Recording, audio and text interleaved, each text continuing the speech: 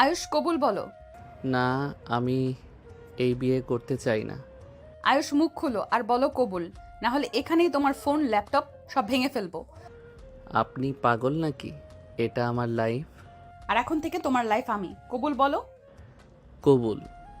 তুমি কি এই ছেলেকে, আয়ুষ রহমানকে, তোমার স্বামী হিসেবে কবুল করেছো? কবুল। আমি তোমার বিরুদ্ধে পুলিশে যাব। যেতে পারো, কিন্তু মনে রেখো তোমার কলেজের সব ছবি ভিডিও আমার হাতে আছে।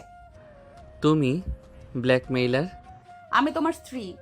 আপনি আমাকে বিয়ে কেন করলেন? আমি তো আপনাকে ভালোবাসি না। ভালোবাসা লাগবে না আয়ুষ, আমি যা চাই তা আমি পাই। মানে আমি আপনার কোনো প্রজেক্ট নাকি? ইচ্ছে হলেই তুলে নিয়ে বিয়ে করবেন? তুমি আমার কলেজের জুনিয়র ছিলে, তখন থেকে ঠিক করেছিলাম তোমাকে বিয়ে করব। কিন্তু আমি তো রাজি ছিলাম না। রাজি করানোর দায়িত্ব আমার, তোমার না।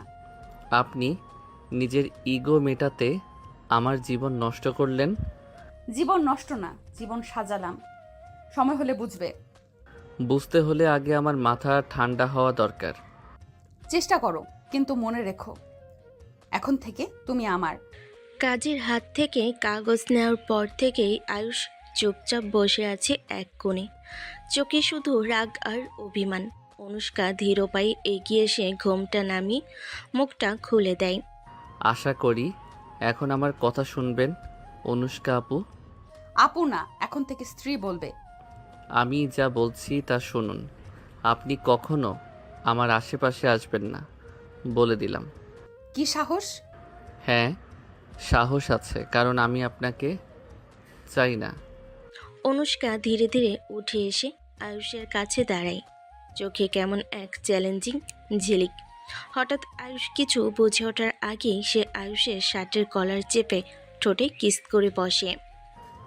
এটা কি? আমি তোমার সাথেই থাকবো সব সময়, যেখানে যাবে, যত দূরে যাবে আমি থাকবো তোমার পাশে। আপনি আমার জীবন জোর করে দখল করেছেন। না, আমি শুধু যা আমার সেটাকে নিজের করে নিয়েছি।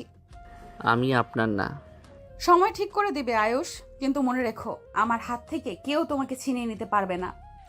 অনুষ্কার চোখে তখন এক অদ্ভুত দৃঢ়তা, আর আয়ুষের মনে জমে ওঠে হাজারো প্রশ্ন আর একরাশ ক্ষোভ। ঘরের ভেতরে যেন এক ঠান্ডা যুদ্ধে শুরু হয়ে যায়, যেখানে ভালোবাসা, রাগ আর জেদ মিলেমিশে নতুন এক গল্প বুনতে থাকে। সেদিন রাতে সেই টানটান পরিস্থিতির পর আয়ুষ আর অনুষ্কার জীবনের পাতা উল্টে গেল একেবারেই। আসলে দুজনের পরিচয় নতুন নয়, একই পাড়ায়, একেবারে পাশাপাশি দুই বাড়ি, শুধু মাঝখানে একটা লোহার গেট আর ছোট্ট রাস্তা। শৈশব থেকেই একে অপরকে দেখছে, কিন্তু খুব বেশি কথা হয়নি, কারণ অনুষ্কা সবসময় একরকম গম্ভীর, আত্মবিশ্বাসী আর কৃতিত্ব পরায়ণ মেয়ে। আয়ুষ তখনও স্কুলে আর অনুষ্কা পড়েছে কলেজে। সময় গড়াতে গড়াতে অনুষ্কা ভর্তি হয়ে শহরের নামকরা এক বিশ্ববিদ্যালয়ে। 2 বছর পর আয়ুষও একই বিশ্ববিদ্যালয়ে ভর্তি হয়, কিন্তু জুনিয়র হয়ে। সেখানে আসল খেলা শুরু। জুনিয়র হিসাবে আয়ুষ সবসময় সিনিয়রদের সম্মান করত, কিন্তু অনুষ্কা যেন অন্যভাবে তার দিকে তাকাতো। কখনো ক্যান্টিনে হঠাৎ বসে পড়া, কখনো লাইব্রেরিতে বই নিতে গিয়ে ইচ্ছাকৃত সামনে দাঁড়িয়ে যাওয়া, সবই অনুষ্কার অভ্যাসে পরিণত হয়। আয়ুষ ভেবেছিল সিনিয়রদের স্বভাবসুলভ মজা, কিন্তু অনুষ্কার চোখে লুকিয়েছিল অন্য কিছু, যেটা আয়ুষ বুঝতে পারেনি যতক্ষণ না একদিন হঠাৎ করেই তাকে জোর করে তুলে নিয়ে বিয়ে করে ফেলে। রাত তখন গভীর, বাইরে হালকা বাতাসে জানালার পর্দা দুলছে। অনুষ্কা খাটে বসে চুল খুলে আয়নার সামনে চিরুনি চালাচ্ছে, চোখে ঠোঁটে হালকা লালচে আভা। আয়ুষ এক কোণে বসে ফোনে স্ক্রল করছে, কিন্তু মনের ভিতর বিরক্তি আর রাগ যেন উত্থাল পাত্তাল করছে। অনুষ্কা আয়নায় তাকিয়ে হেসে বলল, বিয়ে যখন হয়ে গেছে এখন আদর করো। কোনো দিনও না। কি বললে? আপনি জোর করে আমাকে বিয়ে করেছেন, আমার অনুভূতির কোনো দাম দেননি, এখন আদর আশা করবেন না। অনুভূতি সময়ের সাথে তৈরি হয়, আমি সেটা করাবো। আমি আপনাকে ভালোবাসি না আর কখনো ভালোবাসবো না। চ্যালেঞ্জ রইল আয়ুষ, একদিন তুমি নিজেই আমার কাছে এসে আদর চাইবে। আয়ুষ মুখ ফিরিয়ে নিলেও বুঝতে পারল এই মেয়ের জেদের সঙ্গে লড়াই সহজ হবে না। ঘরের ভেতরে তখনও অনুষ্কার সুগন্ধি ছড়িয়ে আছে, আর আয়ুষের মনে রাগের সাথে সাথে এক অদ্ভুত অস্থিরতা জন্ম নিচ্ছে। ফ্ল্যাশব্যাক 2 বছর আগে, রোদ ঝলমলে দুপুর, বিশ্ববিদ্যালয়ের ক্যান্টিনে চরম ভিড়। জুনিয়র আয়ুষ হাতে ট্রে নিয়ে একপাশে বসতে যাচ্ছিল, হঠাৎ কারোর সঙ্গে ধাক্কা লাগলো। ঠান্ডা কণ্ঠ ভেসে এলো। চোখে দেখে হাঁটতে পারেন না? চোখ তুলে দেখলো অনুষ্কা আহমেদ, তার সিনিয়র, পুরো ক্যাম্পাসে পরিচিত করা স্বভাবের জন্য। আয়ুষ ভদ্রভাবে বলল, সরি আপু, খেয়াল হয়নি। আপু না, অনুষ্কা বলবেন। আপনি তো সিনিয়র, আপু বলাটাই স্বাভাবিক। সিনিয়র মানে দূরত্ব, আমি দূরত্বে বিশ্বাস করি না। আপনি চাইলে বন্ধুত্ব করতে পারেন, কিন্তু এরকম আদেশের সুরে না। তুমি আমার সঙ্গে তর্ক করছো জুনিয়র হয়ে? জুনিয়র মানে কি নিজের আত্মসম্মান হারাতে হবে? অনুষ্কার চোখে কেমন এক খুশি মেশানো বিস্ময়।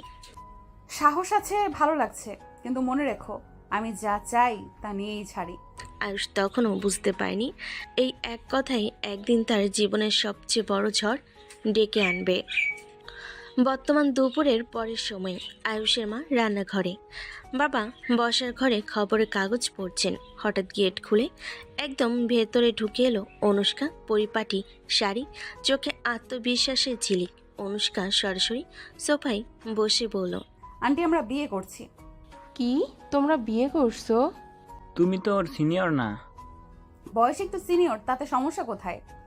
তখনই ভেতর থেকে আয়ুষ তাড়াহুড়ো করে বেরিয়ে এলো। মা, আপনি কিছু শুনবেন না, এই মেয়ে আমাকে জোর করে বিয়ে করছে। কি বলছিস তুই?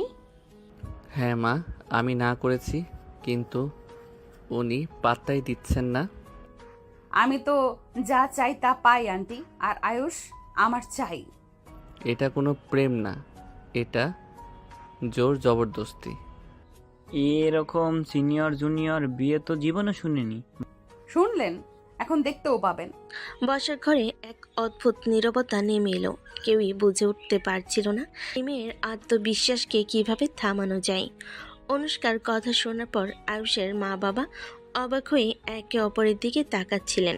হঠাৎ পাশের বাড়ি থেকে তড়িঘড়ি ঢুকে এলো অনুষ্কার বাবা মা। অনুষ্কার মা রাগে কাপা কণ্ঠে, অনুষ্কা, তুই এখানে কি করছিস?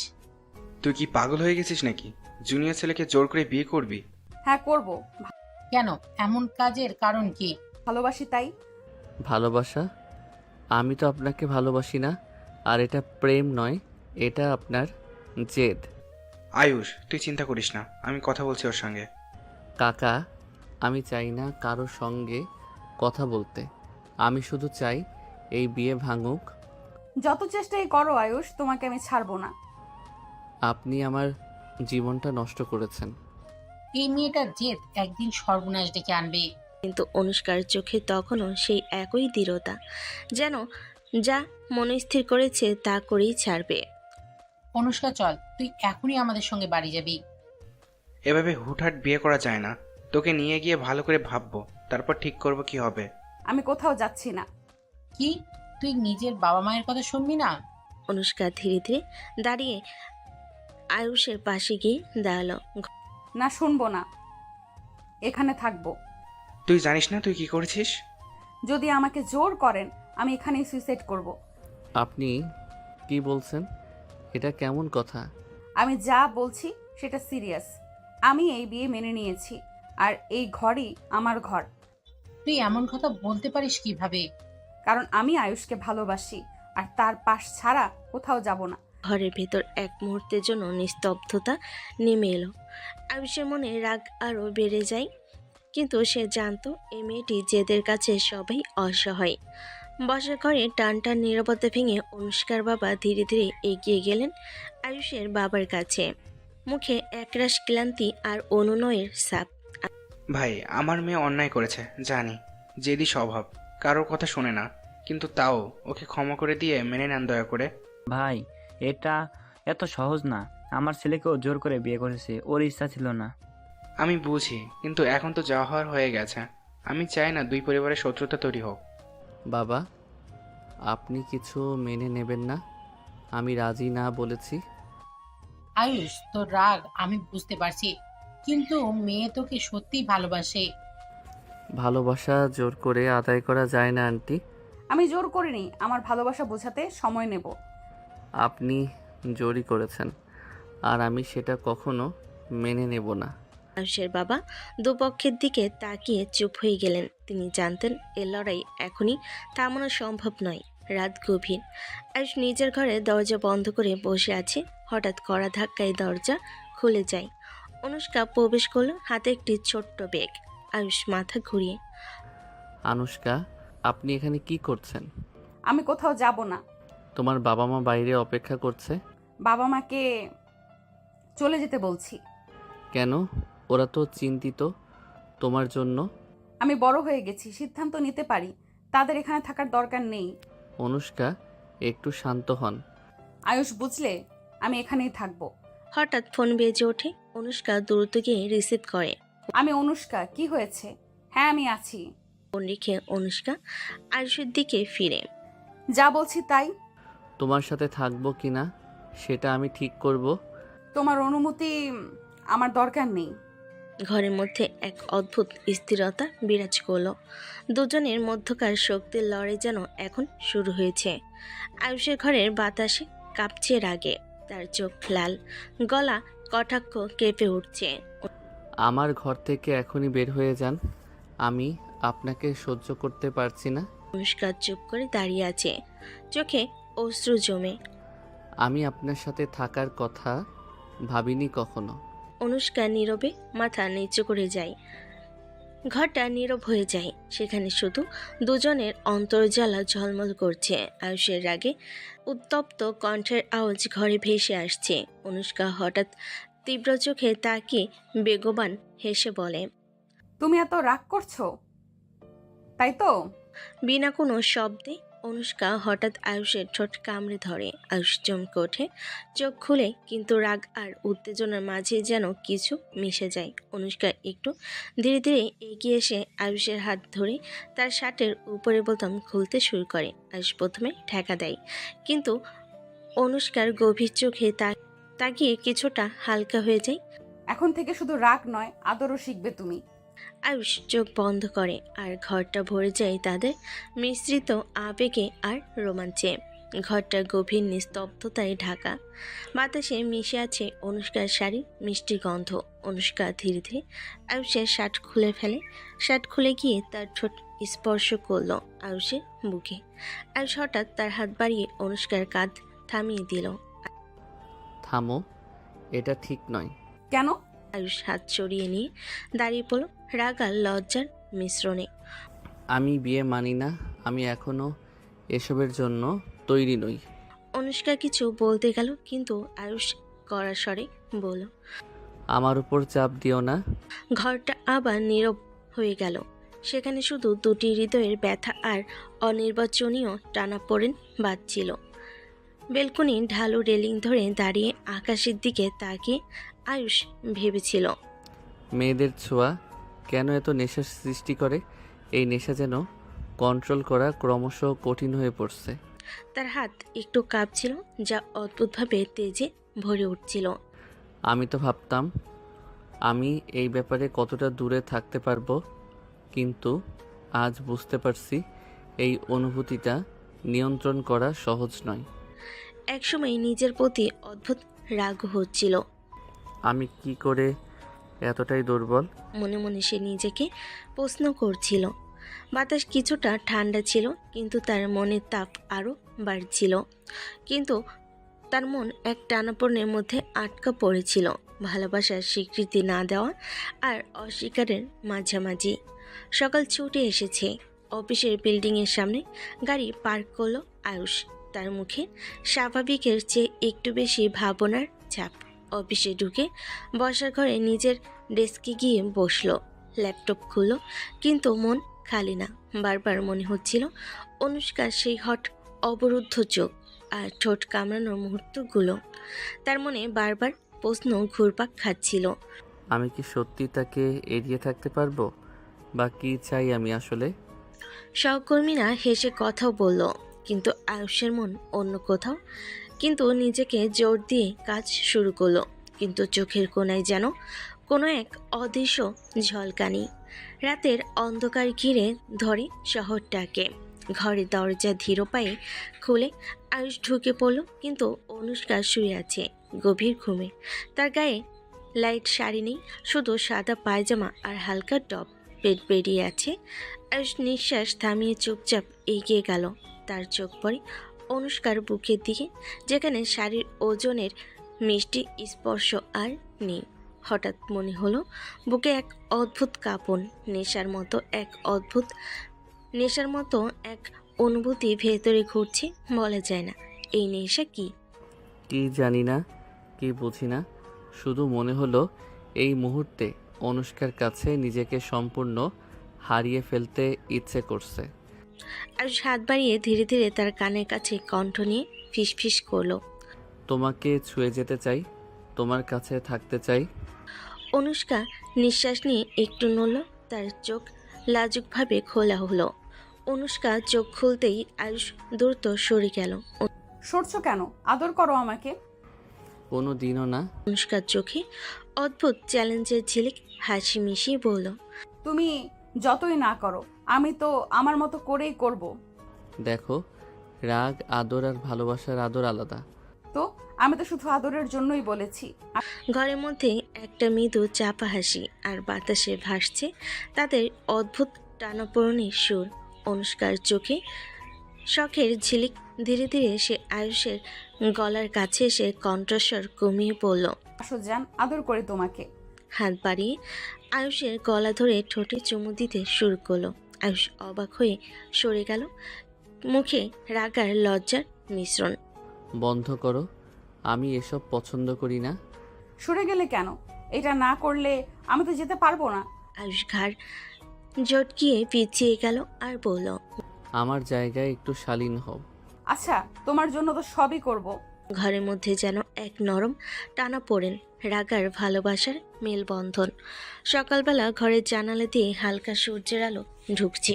অনুষ্কা গোসল শেষ করে শাওয়ার রুম থেকে বেরিয়ে আসে।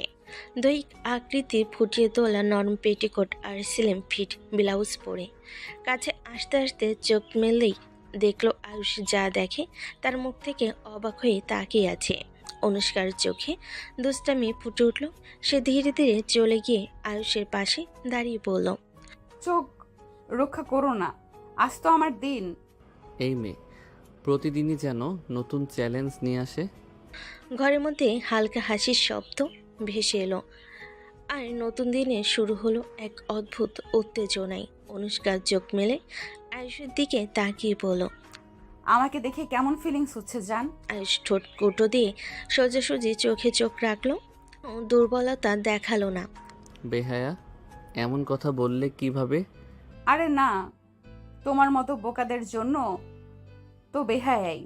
আয়ুষ ধীরে ধীরে এগিয়ে এসে অনুষ্কার হাতে হাত বুলিয়ে ধরে চোখে মজা নিয়ে, তোমাকে কথা শুনতে বেশ লাগে বেহায়া, আজ থেকে বেশি বেশি বলবো।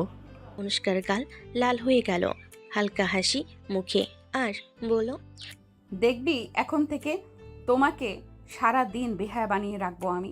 ঘরের মধ্যে সে মিষ্টি টানা পড়েন, রাগ আর ভালোবাসার মিশেল। ঘরের বাতাস যেন জমে উঠল নতুন এক আবেগে। অনুষ্কা ধীরে ধীরে আয়ুষের মুখের খুব কাছে এসে ঠোঁট মিশিয়ে কিস করতে শুরু করলো। আয়ুষ প্রথমে কিছুটা বিরক্ত হলো, তার হাত নিচে থেকে অনুষ্কার কোমর ধরে টানে। আয়ুষ শরীরের তাপে হাত বুলাতে বুলাতে ফিসফিস করলো, তুমি জানো তুমি আমাকে এভাবে পাগল বানিয়ে দিচ্ছ। পাগল হলে? ঠিক তাই, আর তোমার কাছে নিজেকে সামলানো কঠিন হয়ে যাচ্ছে। আয়ুষের হাত দিতে অনুষ্কার কোমর থেকে ঘাড় পর্যন্ত বোলাতে লাগলো। দুজনের নিঃশ্বাস মিলেমিশে ঘরটার এক অন্যরকম গন্ধ ছড়িয়ে দিল। আয়ুষ ধীরে ধীরে অনুষ্কার গলার সাথে ঠোঁট মিশিয়ে নরম চুমু দিতে শুরু করলো। তার হাত বয়ে গেল অনুষ্কার কোমর ধরে নিচে বুকে স্পর্শ করলো। অনুষ্কার নিঃশ্বাস থেমে গেল, চোখ বন্ধ করে শরীরটি তার দিকে আকৃষ্ট হলো। আয়ুষ নিচে নামিয়ে ধীরে অনুষ্কার পেটে চুমু দিল। অনুষ্কার চোখ বুজে রেখে কণ্ঠে ফিসফিস করে বলল, আরও কাছে আসো। আয়ুষ একটু থমকে চোখ খুলে অনুষ্কার দিকে তাকালো। অনুষ্কার দৃষ্টিতে জলজল করছে এক অজানা আবেগ, যা তাকে আর সরে যাওয়ার সুযোগ দিল না। তারা একে অপরের আরও কাছে ঘেঁষে গেল। ঘরের মধ্যে ভেসে উঠল এক মিষ্টি অদ্ভুত উত্তেজনা। সকালবেলা সূর্যের নরম আলো ঘরে ঢুকেছে। আয়ুষ ঘুম থেকে উঠে চোখ ঘুরিয়ে দেয় চারিদিক। মন খানিকটা গন্ডগোল, তার মুখ লাল, হাত হালকা কাঁপছে। ভুল করে কাছে এসেছি, ভুলে যান সব। যা খুশি করবে তা হবে না। কি? আমার সাথে থাকতে হবে, বুঝলে? আমি তো বললাম ভুল হয়ে গেছে। ভুল হলো না, এটা আমার ইচ্ছে। আর তুমি পালাবে না। আমি কিভাবে পালাবো? তোমার হাতটা ধরে রেখেছি তো। ঘরের বাতাসে একটা অদ্ভুত উত্তেজনা, আর দুই হৃদয়ে নীরব যুদ্ধ। আয়ুষের চোখে ঝলক, গভীর রাগ আর হতাশার মিশ্রণ। সে গলা শক্ত করে বলল, আপনি আমাকে জোর করে বিয়ে করছেন? এক হাতে তুলে ধরা আবেগ, আর এক হাতে চাপা ক্ষোভ। সে একটু ধীরে কিন্তু সে স্পষ্ট কণ্ঠে চেঁচিয়ে বলল, আর কাছে আসার জন্য এইসব সিরিয়াস করেছেন, তাই এসব হয়েছে। রাত গভীর, ঘরের বাতাসে হালকা শীতল হাওয়া বইছে। আয়ুষ নিজের আসনে বসে চোখ নামিয়ে লজ্জার রাগের মধ্যে ঘুরপাক খাচ্ছিল। আনুষ্কা ধীরে ধীরে তার পাশে এসে দাঁড়ালো, চোখে দৃঢ়তা আর ঠোঁটে ছোট্ট হাসি। যা খুশি বলো, আমার হয়ে থাকতে হবে। আমার কথার মানে বুঝতে পারছো? হ্যাঁ, কিন্তু কোনো কিন্তু না, আমি যা বলবো তাই হবে। আয়ুষ চুপ, মুখ থেকে কোনো শব্দ বের হলো না। তার চোখে এক অদ্ভুত অস্থিরতা, লজ্জার উত্তেজনার মিশ্রণ। অনুষ্কার চোখে এখন আর কোনো ভীতি নেই, শুধু এক অটল মনোভাব। সে জানে এই মুহূর্তে আয়ুষ যতই প্রতিবাদ করুক না কেন, শেষ পর্যন্ত সে তার হয়েই থাকবে। ঘরের নিস্তব্ধতা তাদের দুজনের আবেগের সঙ্গে মিলেমিশে এক অদ্ভুত টানাপোড়েন তৈরি করলো। আয়ুষের বুক কাঁপছে, কিন্তু সে জানে এই বেদনা, এই রাগ আর এই উত্তেজনা একদিন তাকে অনুষ্কার দিকে আরও টেনে আনবে। আয়ুষ অফিসের কক্ষে দরজা খুলে ঢুকলো, চোখে এখনও লজ্জার ক্লান্তির ছাপ। ডেস্কে বসে ফাইল দেখতে দেখতে মনে হচ্ছিল আজ মন একেবারে নেই। কলিগ এগিয়ে এসে চোখে মৃদু কৌতূহল নিয়ে বলল, মুখটা শুকনো কেন আয়ুষ? কি হয়েছে? কিছু না, শুধু একটু ক্লান্তি। কলিগ চোখ বেঁধে তাকালো, বুঝতে পারছে কিছু লুকানো টেনশন আছে। সত্যি বলো, তুমি তো জানো আমি সব বুঝতে পারি। আয়ুষ কাঁধ একটু উঁচু করে কিন্তু স্পষ্ট কিছু না বলে শুধু মৃদু মাথা নাড়ালো। আচ্ছা, আজকে মন খারাপ থাকলে কাজের চাপ কমিয়ে নিও। আমি দেখি সব ঠিকঠাক আছে কি না। আয়ুষ ধীরে ধীরে ফাইলের দিকে তাকালো, কিন্তু মনে মনে ভাবছিল, অনুষ্কার সঙ্গে আজ রাতের ঘটনা আবার মনে পড়ছে, তবে এতই নেশা কন্ট্রোল করা কঠিন। আয়ুষ ফাইল সাজাচ্ছিল, চোখ খেয়াল রাখছিল না। হঠাৎ কলিগ এগিয়ে এসে তার কাঁধের দিকে তাকালো। আচ্ছা, এই ঘাড়ে কামড়ের দাগটা কি? বিয়ে করেছো নাকি? আয়ুষ রেগে গেল, কিন্তু লজ্জা আরও বেশি। চোখ নামিয়ে মাথা হেলান, গলা কম্পয়মান হয়ে উঠল। আরে কিছু না, ভুল বুঝছেন। ভুল বোঝা না, কিন্তু এই দাগ কেমন? সরাসরি দেখছি। তেমন কিছু না। ঠিক আছে, তবে মনে রেখো অফিসে এসে এসব ঢেকে রেখো। আয়ুষ চুপ করে নিজের ডেস্কের দিকে তাকালো, মনে মনে ভাবলো, কতই না লজ্জা। অনুষ্কার সঙ্গে এমন মুহূর্তগুলো ভাবতেই কেমন যেন নেশা লাগছে। দিনের আলো নরম বাড়ির লিভিং রুমে অনুষ্কা ধীরে ধীরে বসলো। আয়ুষের মা পাশের ছোপে, চোখে একটু উদ্বেগের ছাপ। চাচি আমাকে মেনে নিতে পারছেন না কেন? আমি কি এত খারাপ? আয়ুষ তো মানে না। মানে না, কিন্তু আমি শুধু চাই ভালোবাসা দিয়ে মেনে নেওয়া। ঠিক আছে, সমস্যা নেই। শুধু আয়ুষ, সে একটু জেদি, সময় লাগবে। আমি ধৈর্য রাখবো চাচি, সে যতই জেদি হোক একদিন আমাকে মেনে নিবে। ঘরের মধ্যে নীরবতা ভেসে আসছে। আয়ুষের মা জানালেন মেয়েটি সত্যি দৃঢ় প্রতিজ্ঞ। সন্ধ্যার আলো ঘরের জানালা দিয়ে ঢুকছে। আয়ুষ অফিস থেকে ক্লান্ত হয়ে বাড়ি ফিরে এসেছে, চোখে রাগ আর কষ্টের চাপ। ডাইনিং রুমের কোণে অনুষ্কা বসে আছে, হাতে তাজা ঠান্ডা শরবতের গ্লাস। আয়ুষ, এখানে শরবত খাও, ক্লান্তি দূর হবে। আয়ুষ চোখে হালকা রাগ, মুখে লাল হয়ে গিয়ে বলল, এসব নাটক করে আমার মন পাবার চেষ্টা করবে না। আমি তো চাই শুধু তোমাকে আরাম দিতে। আরাম? আমার মন নষ্ট করে এখন আরাম দিতে আসছেন? না, না অনুষ্কা, তুমি যতই মিষ্টি নাটক করো আমি সহজে মন দেব না। আচ্ছা দেখবো তুমি কতক্ষণ পারো। আমি তবু বলছি এসব কৌশল কাজে আসবে না। অনুষ্কার হাসি আরও চ্যালেঞ্জিং হয়ে গেল। ঘরের মধ্যে এক অদ্ভুত উত্তেজনা ভেসে উঠল। রাগ, লজ্জা, মিষ্টির দ্বন্দ্ব এবং অদৃশ্য টানাপোড়েনের মিশেল। রাত নেমে এসেছে, ঘরের আলো নরম। আয়ুষ সোফায় বসে ক্লান্ত চোখে ফাইল সাজাচ্ছিল। অনুষ্কা ধীরে ধীরে তার কাছে এসে দুষ্টু হেসে বলল, রাতে তো আদর করেছো, এখনই ভুলে গেলে চলবে? আয়ুষ চোখ বড় করে তাকালো, লজ্জা আর রাগের মিশ্রণে মুখ লাল হয়ে গেল। আমাকে কাছে আসতে আপনি বাধ্য করছেন, আমি নিজে আসিনি। অনুষ্কা হাসি ধরে রাখতে পারল না, চোখে ঝিলিক। বাধ্য করছি না, আমি তো শুধু মনে করালাম যে তুমি রাতের কথা ভুলতে পারো না। মনে করালেও এসব নাটক করে আমার মন পাবেন না। অনুষ্কা ধীরে ধীরে তার পাশে বসে ঠোঁট মেলে চুপচাপ হেসে বলল, ঠিক আছে, তবে তুমি যতই রাগ করো আমি তো আমার মতো করেই থাকবো। ঘরের মধ্যে রাগ, লজ্জা আর দুষ্টামি মিশে এক অদ্ভুত উত্তেজনা তৈরি করলো। আয়ুষ চোখ নামিয়ে ফাইলের দিকে তাকালো, মনে মনে ভাবল, এই মেয়েটা ভয়ঙ্কর। রাত গভীর, ঘরের আলো নরম। অনুষ্কা ধীরে ধীরে বেডরুমে দরজা খুলে হাজির হলো, হালকা পিঙ্ক নাইট ড্রেস পরে। ড্রেসের নরম কাপড় তার শরীরের ভাঁজকে সুন্দরভাবে ফুটিয়ে তুলছে, আর তার চোখে দুষ্টামি ঝলমল করছে। আয়ুষ প্রথমে ফাইলটা রেখে তাকালো, চোখ বড় হয়ে লজ্জা আর বিস্ময়ে মুখ লাল। বারবার চোখ সরাচ্ছে, কিন্তু দৃষ্টি যেন অনুষ্কার সঙ্গে আটকে আছে। অনুষ্কা ধীরে ধীরে তার পাশে এসে বলল, রাতটা তো শুধু আমাদের, তাই না? অনুষ্কা, এমন করে কাছে আসবে না। অনুষ্কা হেসে হাত দিয়ে তার হাত ধরে বলল, আমার কাছে আসো, একসাথে থাকি, খুব আদর করব। আয়ুষ চোখ নামিয়ে ফাইলের দিকে তাকালো, কিন্তু মনে মনে ভাবছে, এই মেয়েটা এমনভাবে আমাকে সবসময় পাগল বানাচ্ছে। অনুষ্কার দৃষ্টি স্পষ্ট, সে জানে আকর্ষণ দিয়ে আয়ুষকে কাছে টানা কঠিন হবে না। ঘরের মধ্যে ভেসে উঠল উত্তেজনা, লজ্জার অদ্ভুত টানাপোড়েনের মিশ্রণ।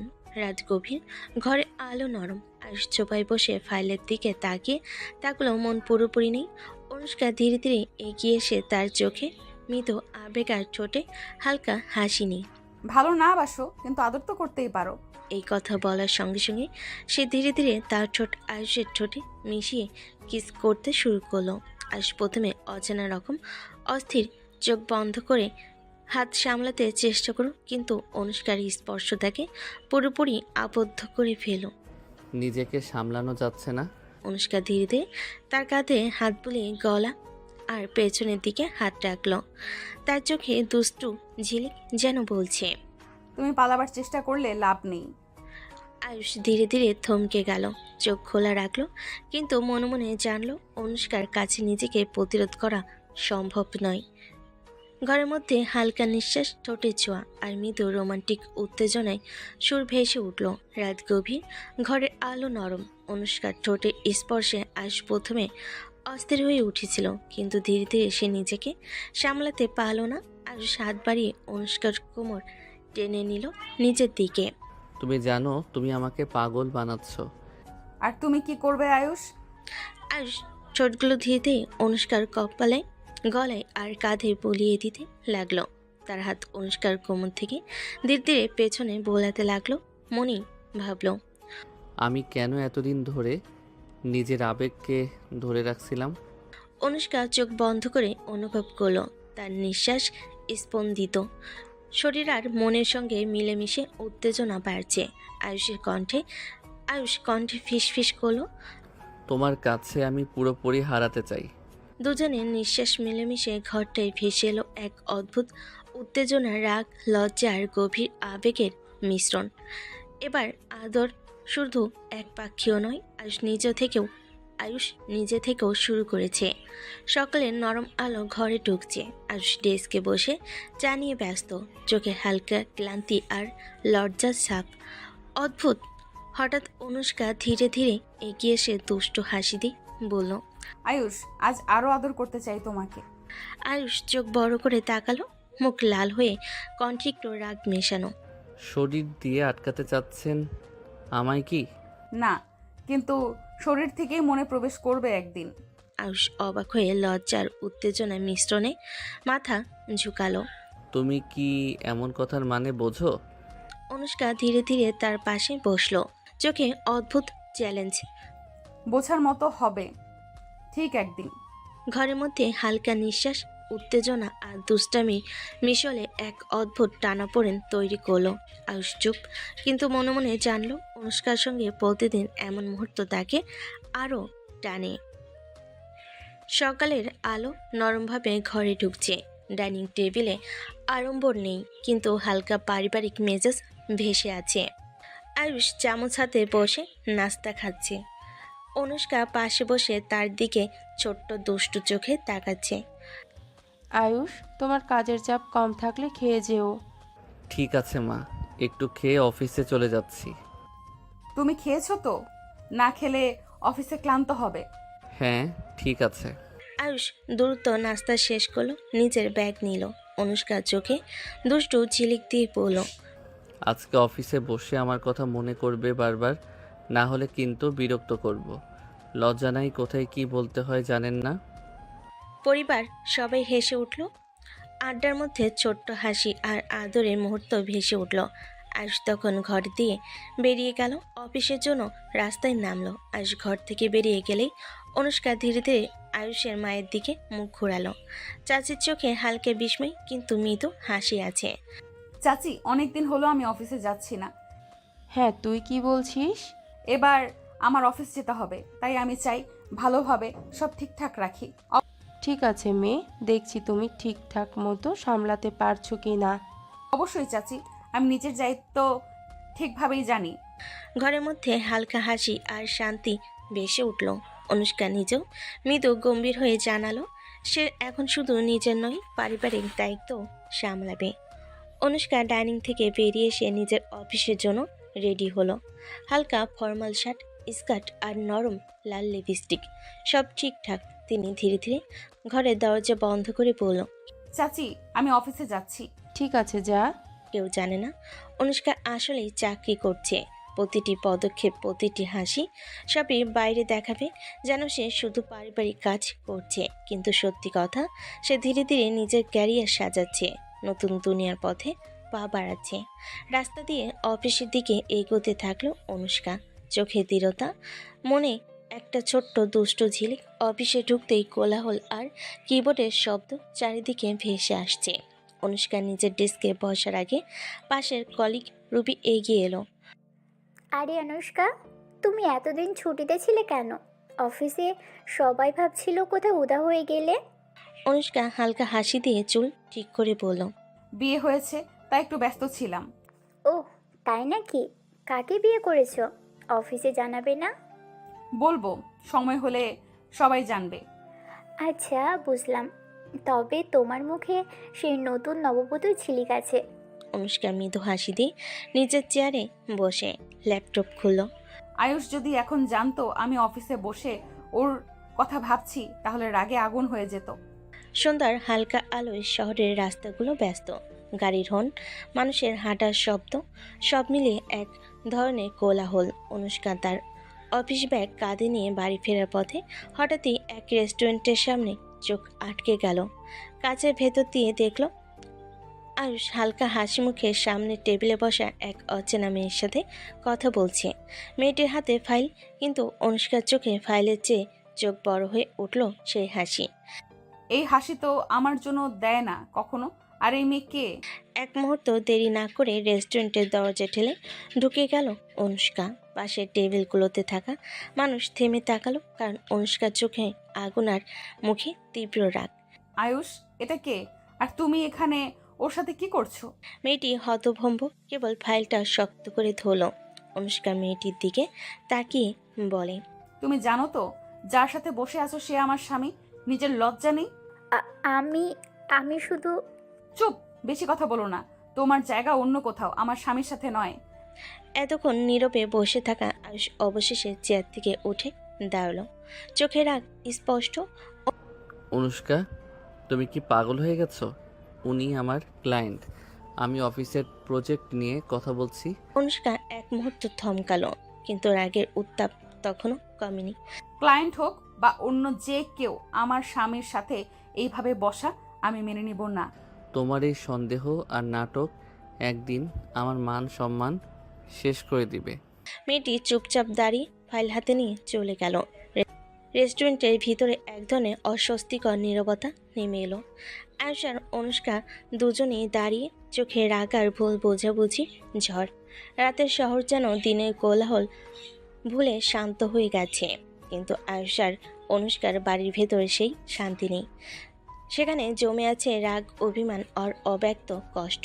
অনুষ্কা ধীরে বেডরুমে ঢুকলো। আয়ুষ জানালার পাশে দাঁড়িয়ে বাইরে তাকিয়ে আছে, চোখে বিরক্তি। আয়ুষ, আমি সরি। আজ রেস্টুরেন্টে যা করেছি আমি ভুল করেছি। তার গলায় অনুশোচনা স্পষ্ট, কিন্তু মুখে এখনো একটুখানি দুষ্টামি লেগে আছে। সে জানে যতই রাগ হোক আয়ুষ তাকে এড়িয়ে যেতে পারবে না। আয়ুষ ধীরে ঘুরে দাঁড়ালো, চোখে প্রচণ্ড রাগ। সরি বললেই সব শেষ হয়ে যায় নাকি? আপনি কি জানেন আজ আপনার সেই আচরণের জন্য আমার পেশাগত ইমেজ নষ্ট হতে পারত? আমি স্পষ্ট বলছি, আপনি আমার থেকে দূরে থাকবেন। দূরে থাকবো মানে? বিয়ে হয়ে গেছে, একসাথে নিচে থাকি, দূরে থাকা কি আর সম্ভব? সম্ভব, যদি আপনি আমাকে একটু স্পেস দেন। প্রতিটি মুহূর্তে নাটক করে আমার জীবন কন্ট্রোল করার চেষ্টা করবেন না। আয়ুষের কণ্ঠে কষ্ট, কিন্তু অনুষ্কার চোখে ভালোবাসার জেদ। সে ধীরে আয়ুষের কাছে এগিয়ে এসে বলল, তুমি যতই দূরে রাখতে চাও আমি ততই তোমার কাছে আসবো। রাত গভীর, শোবার ঘরে মৃদু আলোর চারপাশে এক ধরনের নীরবতা নেমে আছে। আয়ুষ এখনও রেগে আছে সন্ধ্যার ঘটনার জন্য। সে বিছানার একপাশে শুয়ে আছে, চোখ বন্ধ, যেন অনুষ্কার উপস্থিতি অনুভবই করতে পারছে না। কিন্তু অনুষ্কা, সে তো চুপ করে থাকার মানুষ নয়। ধীরে ধীরে সে উঠে আয়ুষের দিকে ঝুঁকলো, তার চুলে হাত বোলালো, তারপর এক মুহূর্ত দেরি না করে ঠোঁটে নরম চুমু দিল। তোমাকে ছাড়া ভালো লাগে না জান। কিন্তু গলায় মায়া, কিন্তু চোখে দুষ্টু ঝিলিক। সে যেন আয়ুষের রাগ গলাতে চাইছে। আয়ুষ চোখ খুলে তাকালো, মুখে বিরক্তির ছাপ। এই ন্যাকামি করে লাভ নেই অনুষ্কা। আপনার এই আদিক্ষেতা আমি পছন্দ করি না। দিনভর ড্রামা করেন আর রাতে এসে কিস করে সব ঠিক করতে চান। এটা হবে না। আদিক্ষেতা নয়, এটা ভালোবাসা। তুমি যতই রাগ দেখাও আমি তোমাকে ছেড়ে থাকতে পারি না। আর আমি চাই একটু শান্তি। সবসময় আপনার এই জেদ সহ্য করতে কষ্ট হয়। দুজনের চোখে চোখ রেখে থাকা, একদিকে রাগ, অন্যদিকে অটল ভালোবাসা। রাত আরও গভীর হলো, কিন্তু তাদের মধ্যকার টানাপোড়েন যেন কমল না, বরং আরও জটিল হয়ে উঠল। রাত প্রায় 11:30। শহরের আলো ঝলমলে জানালা দিয়ে হালকা বাতাস ঘরে ঢুকছে। আয়ুষ টেবিলে বসে কিছু ফাইল দেখছে, চোখে চাপা ক্লান্তি আর বিরক্তি। কিন্তু অনুষ্কার চোখে যেন কোনো ক্লান্তি নেই, বরং অদ্ভুত এক উদ্যম। অনুষ্কা ধীরে ধীরে আয়ুষের পেছনে এসে কাঁধে হাত রাখল, তারপর ঠোঁটের কোণে দুষ্টু হাসি এনে বলল, জান, কাছে আসো না। আয়ুষ ভুরু কুঁচকে ফাইল বন্ধ করলো। অনুষ্কা, আমি এখন এসব মুডে নেই। দিনভর মাথা খারাপ হয়ে গেছে। আপনি একটু শান্তিতে থাকতে দিতে পারেন না? কিন্তু অনুষ্কা কি কখনো না শুনেছে? সে পাত্তা দিয়ে আয়ুষের গলা জড়িয়ে ধরে চুলে আঙ্গুল চালালো। তুমি যতই রাগ দেখাও আমি তো তোমারই, আর তোমাকে ছাড়া আমার ভালো লাগে না। সে কথা শেষ করতেই আয়ুষের গালে নরম চুমু দিল, তারপর কানে ফিসফিস করে কিছু বলল, যা আয়ুষকে আরো অস্বস্তিতে ফেলে দিল। অনুষ্কা, আপনি কি বুঝতে পারছেন না আমি বিরক্ত হচ্ছি? এভাবে জোর করে কাছে আসা ভালো লাগে না আমার। কিন্তু অনুষ্কা থামল না, বরং আরও কাছে এগিয়ে এলো, তার আঙ্গুল আয়ুষের আঙ্গুলে জড়িয়ে ধীরে ধীরে ফাইল নামিয়ে রাখলো। তুমি যতই না বলো, আমার মন চায় তোমাকে আদর করতে। তুমি চাইলেও আমাকে আটকাতে পারবে না। রুমের বাতাসে এক অদ্ভুত চাপা উত্তেজনা। আয়ুষ মুখ ঘুরিয়ে নিতে চেষ্টা করলো, কিন্তু অনুষ্কার হাত তার মুখের পাশে এসে দাঁড়ালো। একটুখানি ফাঁক, আর তারপর ঠোঁট ছুঁয়ে গেল ঠোঁটে। আয়ুষ দীর্ঘশ্বাস পেল, রাগ যেন ধীরে ধীরে কোথাও মিলিয়ে যেতে লাগলো। রাতের নীরবতা যেন ঘরের ভেতর এসে থেমে আছে। আয়ুষের মুখে এখনও বিরক্তির ছাপ, কিন্তু অনুষ্কার চোখে তীক্ষ্ণ চাহনি, যেন এই দূরত্ব আর সহ্য হচ্ছে না। জান, একটু কাছে আসো, আদর করো, সব ভুলে যাবে। আয়ুষ কিছু বলতে যাচ্ছিল, কিন্তু তার আগেই অনুষ্কা দুহাতে মুখটা ধরে ঠোঁটে চুমু কিস করতে লাগলো। প্রথমে আয়ুষ নড়চড়ে সরে যেতে চাইল, কিন্তু সেই উষ্ণতা, সেই কাছে টানার শক্তি তার মনকে টলিয়ে দিল। কিছুক্ষণের মধ্যেই দুজনের ঠোঁট একে অপরকে খুঁজে নিতে লাগলো, ধীরে ধীরে গভীরভাবে। দেখলে, রাগের চেয়ে আদর অনেক ভালো লাগে। তার হাত আয়ুষের কাঁধে, আর আয়ুষের দৃষ্টি ধীরে ধীরে নরম হয়ে এলো। কথা থেমে গেল, শুধু নীরবতা আর হৃদস্পন্দনের শব্দ। মুহূর্তটা যেন দীর্ঘ হয়ে উঠল, যেন তারা ভুলে গেল চারপাশের অন্য কিছু। সকালবেলা আলো জানালা পেরিয়ে ঘরে ঢুকছে, পাখির ডাক, চায়ের গন্ধ, কিন্তু আজ ঘরের ভেতরে পরিবেশের এক অদ্ভুত নীরবতা। আজ বিছানার কিনারায় বসে আছি, চুল এলোমেলো, চোখে হালকা লজ্জা মেশানো অস্বস্তি। অনুষ্কা ঠিক উল্টো, চোখে দুষ্টু ঝিলিক, ঠোঁটে মুচকি হাসি। আয়ুষ টেবিলে নাস্তা করছে, চোখ নামানো, মুখে গম্ভীর ভাব। অনুষ্কা কিন্তু আজ ভোর থেকে কিছু প্ল্যান করে রেখেছে। জান, চা খাবে তো? সে ধীরে ধীরে আয়ুষের সামনে কাপ রাখলো, কিন্তু হাতের আঙ্গুলগুলো এমনভাবে ছুঁয়ে গেল যেন আয়ুষ খানিকটা চমকে তাকালো। এভাবে নাটক করে লাভ নেই, আমি অফিসে যাচ্ছি। অফিসে যাওয়ার আগে একটু হাসো তো। এত গম্ভীর মুখে বের হবে? তোমার তো হাসি খুব সুন্দর। সে কথাটা বলে আয়ুষের গালে হালকা চিমটি কাটলো। আয়ুষ চামচ নামিয়ে পেল, বিরক্তি দিতে তাকালো, কিন্তু চোখের কোণে এক ফোঁটা অস্বস্তির ঝিলিক ধরা পড়ল। শোনো, সারাদিন তো দূরে থাকো, এখন 1 মিনিট সময় দিলে কি ক্ষতি? সে হঠাৎই চুলের খোপা ঢিলে করে দিল, লম্বা চুল কাঁধে গড়িয়ে পড়ল, আর সামান্য সামনে ঝুঁকে আয়ুষের চোখের সামনে এসে দাঁড়ালো। আপনি এসব ইচ্ছে করে করছেন, আমার দেরি হয়ে যাবে। অনুষ্কার ঠোঁটের ছোট্ট এক বিজয়ী হাসি ফুটে উঠল। সে জানে অফিসে গেল এই সকালে দুষ্ণমির কথা আর সহজে ভুলতে পারবে না। অনুষ্কা ধীরে ধীরে এগিয়ে এলো, হঠাৎই সে আয়ুষের ঠোঁট কামড়ে নরম কিস করলো। সারাদিন আমার কথা মনে রাখবে, না হলে রাতে আরো কামড় দেবো। জান। লাল চোখ আয়ুষ, মুখ একটু লাল, চোখ বড়, হাত দিয়ে চেষ্টা করলো সামলাতে, কিন্তু মনে মনে জানালো এই দুষ্টু মেয়েটির ছলনায় সে সারাদিন ব্যস্ত থাকবে। অনুষ্কার কাঁধে হাত রেখে সে কেবল দীর্ঘশ্বাস ফেল। অনুষ্কা, এই দুষ্টুমি ঠিক নয়। আপনি সারাদিন আমাকে ভুলে যেতে দেবেন না, তাই তো? না, ভুলতে পারবে না, আর চাইলে সারা দিনেও ভুলবে না। ঘরের নীরবতা, কিন্তু মনে মনে আগুন। অফিসের আগে এই ছোট্ট লড়াই তাদের মধ্যে টানাপোড়েন তৈরি করলো। দুপুরে হালকা আলো অফিসের কাছের জানালা দিয়ে ঢুকছে। আয়ুষ ডেস্কে বসে ফাইল দেখছে, কিন্তু চোখ বারবার ঘড়ির দিকে যাচ্ছে। মনে হচ্ছে তার মন অন্যত্র। ঠিক সেই মুহূর্তে ফোনের বাজনাটা ঘরে প্রতিধ্বনি করছে। কে আবার ফোন করছে? ফোনে দেখল অনুষ্কার নাম, মাথা কাঁপিয়ে দীর্ঘশ্বাস ছাড়ল, কিন্তু ফোন রিসিভ করলো। জান, অফিসে কি চলছে? সারাদিন কি খেয়াল রাখো না আমাকে? তুমি তো সারাদিন আমাকে ভুলে যাও, তাই না? অনুষ্কা, আমি অফিসে কাজ করছি, ফাইল দেখার সময় ফোনে ব্যস্ত থাকবো না নিশ্চয়। আর আমি চাই তোমার সারা দিন আমার কথা মনে থাকুক। ফাইলের চেয়ে বেশি তো মনে পড়তেই হবে। আয়ুষ হাত কপাল থেকে নামালো, মন ভেতরে ছোট্ট হতাশা। সে জানে যতই রাগ দেখাক, অনুষ্কা সারাদিন তার মন কাটতে যা যা করা লাগে তাই করতে পারে। বিকেলের সূর্য কাছের জানালা দিয়ে হালকা রোদে ঢুকছে। অফিসের মধ্যে সবাই স্বাভাবিক, কিন্তু আয়ুষের মন একদম স্বাভাবিক নয়। তার ডেস্কের ফোন আবার বাজছে, যে ফোনটি আজ সারাদিন তাকে বিরক্ত করেছে। এবার আবার আয়ুষ হালকা বিরক্তি ফোনটা রিসিভ করে। আর এবার কেন ফোন দিছেন? জান, তুমি তো একবারও ফোন দিচ্ছ না। তুমি কি ভুলে গেছো আমাকে? ফোন রাখেন, বিরক্ত করবেন না। বিরক্ত করছি না জান, আজ রাতে তোমাকে আর নিঃশ্বাস নিতে দেবো না, জানো তো। আয়ুষ কপালে ঠেসে বসে আছে, মন ভেতরে অস্থির, রাগ, লজ্জার অদৃশ্য টান সব মিলিয়ে তার মাথা ঘুরছে। ফাইলের দিকে তাকালেও মন পুরোপুরি নেই, চোখে শুধু ফোনে স্ক্রিন এবং অনুষ্কার দুষ্ট হাসি। অনুষ্কা, তুমি এভাবে বিরক্ত না করলে কি শান্তি পাবো? আমি সারাদিন ধরে শুধু কাজ করতে চাই। চিন্তা করো না, আমি সারাদিন তোমার চিন্তায় থাকবো। তুমি যতই বিরক্ত হও, আমি তোমারই। ফোনের কল শেষ হলো, কিন্তু আয়ুষের চোখে এখনও অনুষ্কার দুষ্ট হাসির ছাপ।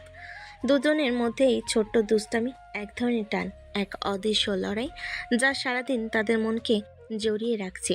রাত নামছে শহরে। আয়ুষ অফিস থেকে ফিরে বাড়ির দিকে আসছে। মাথায় এখন সারাদিনের কাজ আর অনুষ্কার দুষ্টামি। ফোনটি বেজে উঠল, অনুষ্কার নাম। আয়ুষ হালকা দম বন্ধ করে ফোন রিসিভ করে বলে, এবার কি আবার দুষ্টুমি? রাতে তোমাকে এত আদর দেবো জান, মনে হবে সারাদিনের সব ক্লান্তি এক মুহূর্তে উড়ে যাবে। তোমার শরীরও কেঁপে উঠবে, ভেবেই মন খুশি হয়ে যাচ্ছে।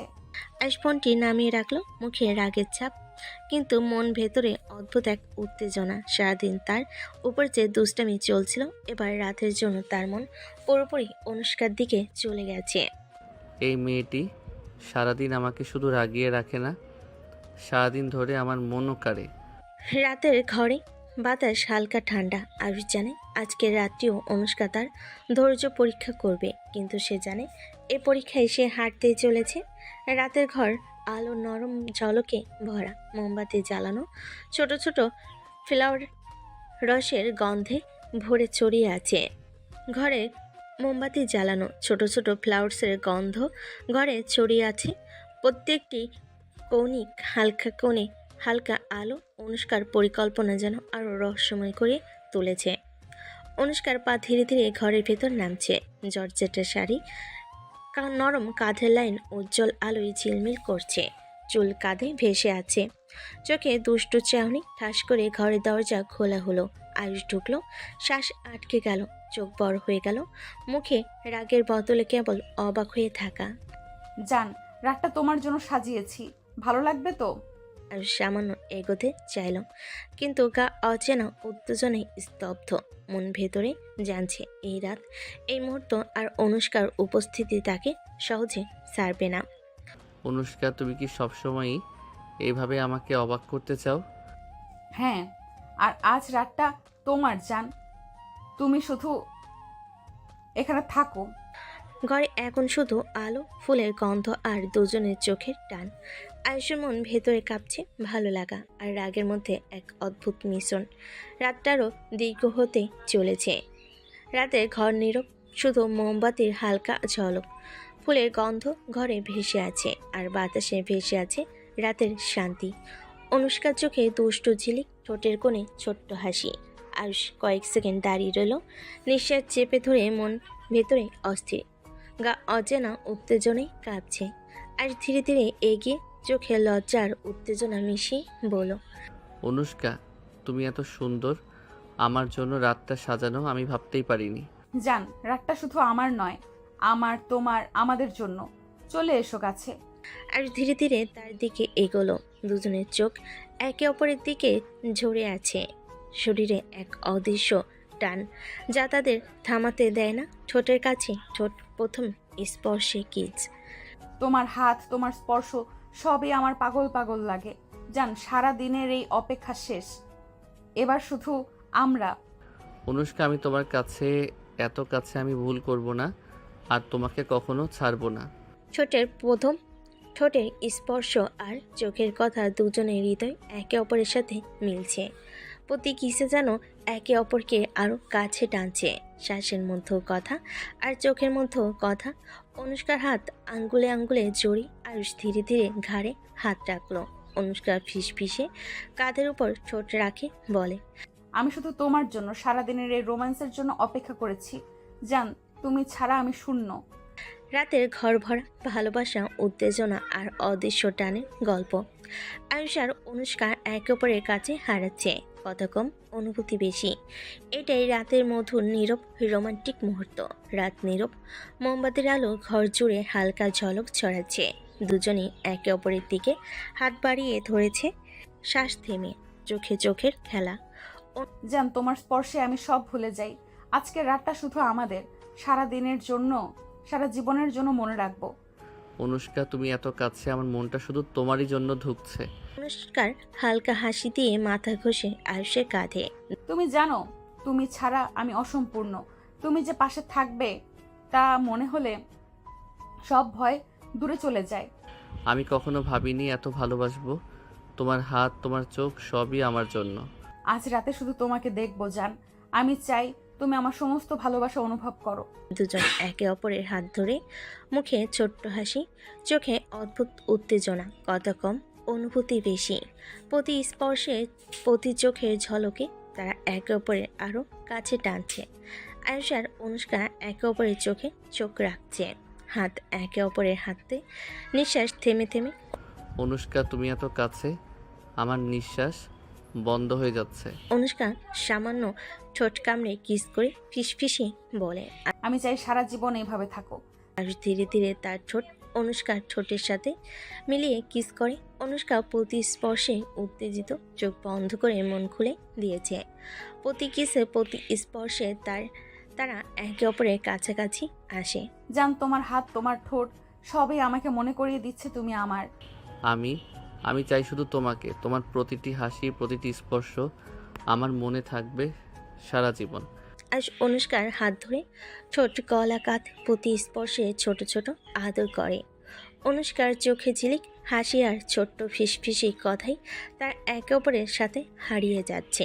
রাতটা এখন শুধু তাদের, কথা কম, অনুভূতি বেশি। সকালে রোদ ঘরে ঢুকছে, হালকা আলোয় সব কিছু নরমভাবে ঝলমল করছে। বাথরুমের ভেতরে ভাপা বাতাস আর পানির খেসারত। অনুষ্কা, তুমি সবসময় এত দুষ্টুমি করছো জান। এভাবে সকালে শুরু করলে। আচ্ছা, তাহলে কি তুমি আমাকে ছাড়ছো? আমি চাই সকালের শুরুটা তোমার সাথে কাটাই। আর নরমভাবে তার দিকে এগোলো, হাত দিয়ে অনুষ্কার কোমর হাত ধরলো।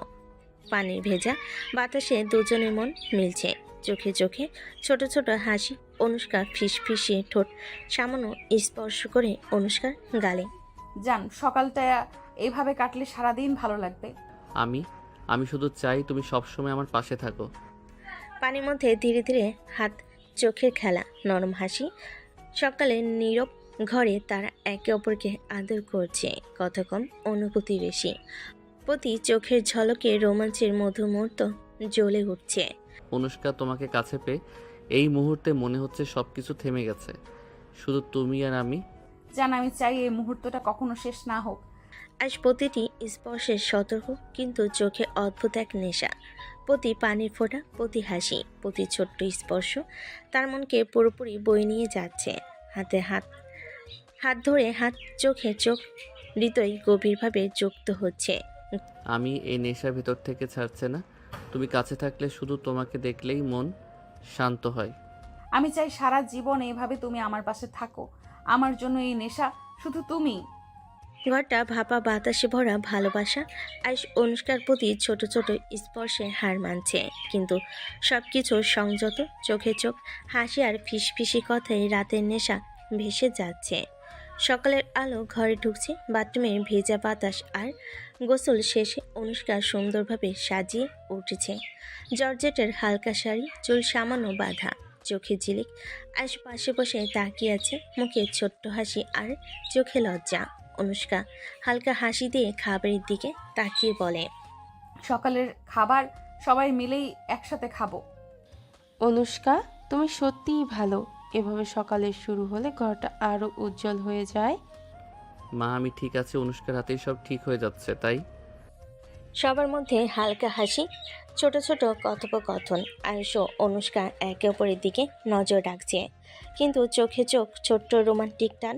সকালের এই পারিবারিক মুহূর্তে আয়ুষ বুঝতে পারছে অনুষ্কার উপস্থিতি শুধু তার জন্যই নয়, পুরো পরিবারের মনও আনন্দ ছড়াচ্ছে। জান, আজকের সকালটা শুধু আমাদের নয়, সবার সঙ্গে কাটালে আরো সুন্দর লাগে।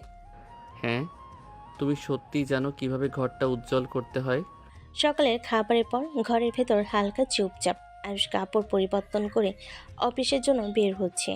চোখে অদ্ভুত অস্থিরতা। অনুষ্কাও তার ব্যাগ হাতে নিয়ে বের হতে যাচ্ছে, কিন্তু মন ভেতরে উদ্দীপ্ত। আয়ুষ হালকা হাসি চেপে দরজার দিকে তাকিয়ে বলে, অনুষ্কা, আজ অফিসে আবার সেই কাজের চাপ থাকবে, তুমি তোমার কাজে মন দাও। জান, তুমি অফিসে থাকলেও আমি তোমার কথা মনে রাখবো, আর সারা দিনের শেষে দেখব তুমি ঠিক আছো কিনা। দরজা বন্ধ হলো। দুজন আলাদা কাজের দিকে রওনা হলো। তাদের মধ্যে ছোট্ট মায়া, চোখে ঝিলিক, যা সারাদিনের মনকে টানছে।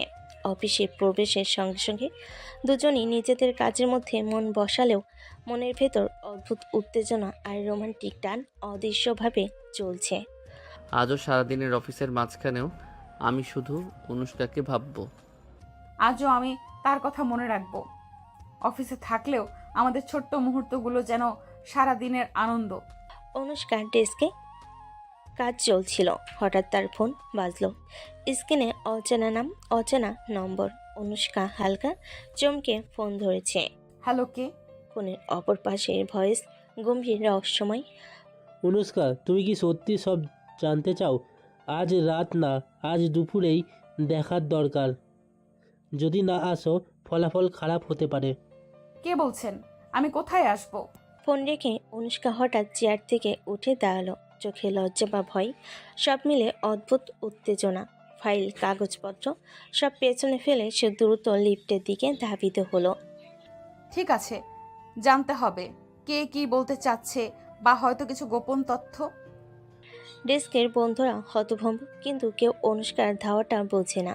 ফ্লোরে এখন শুধু ফাঁকা চেয়ার আর রহস্যময় উত্তেজনা।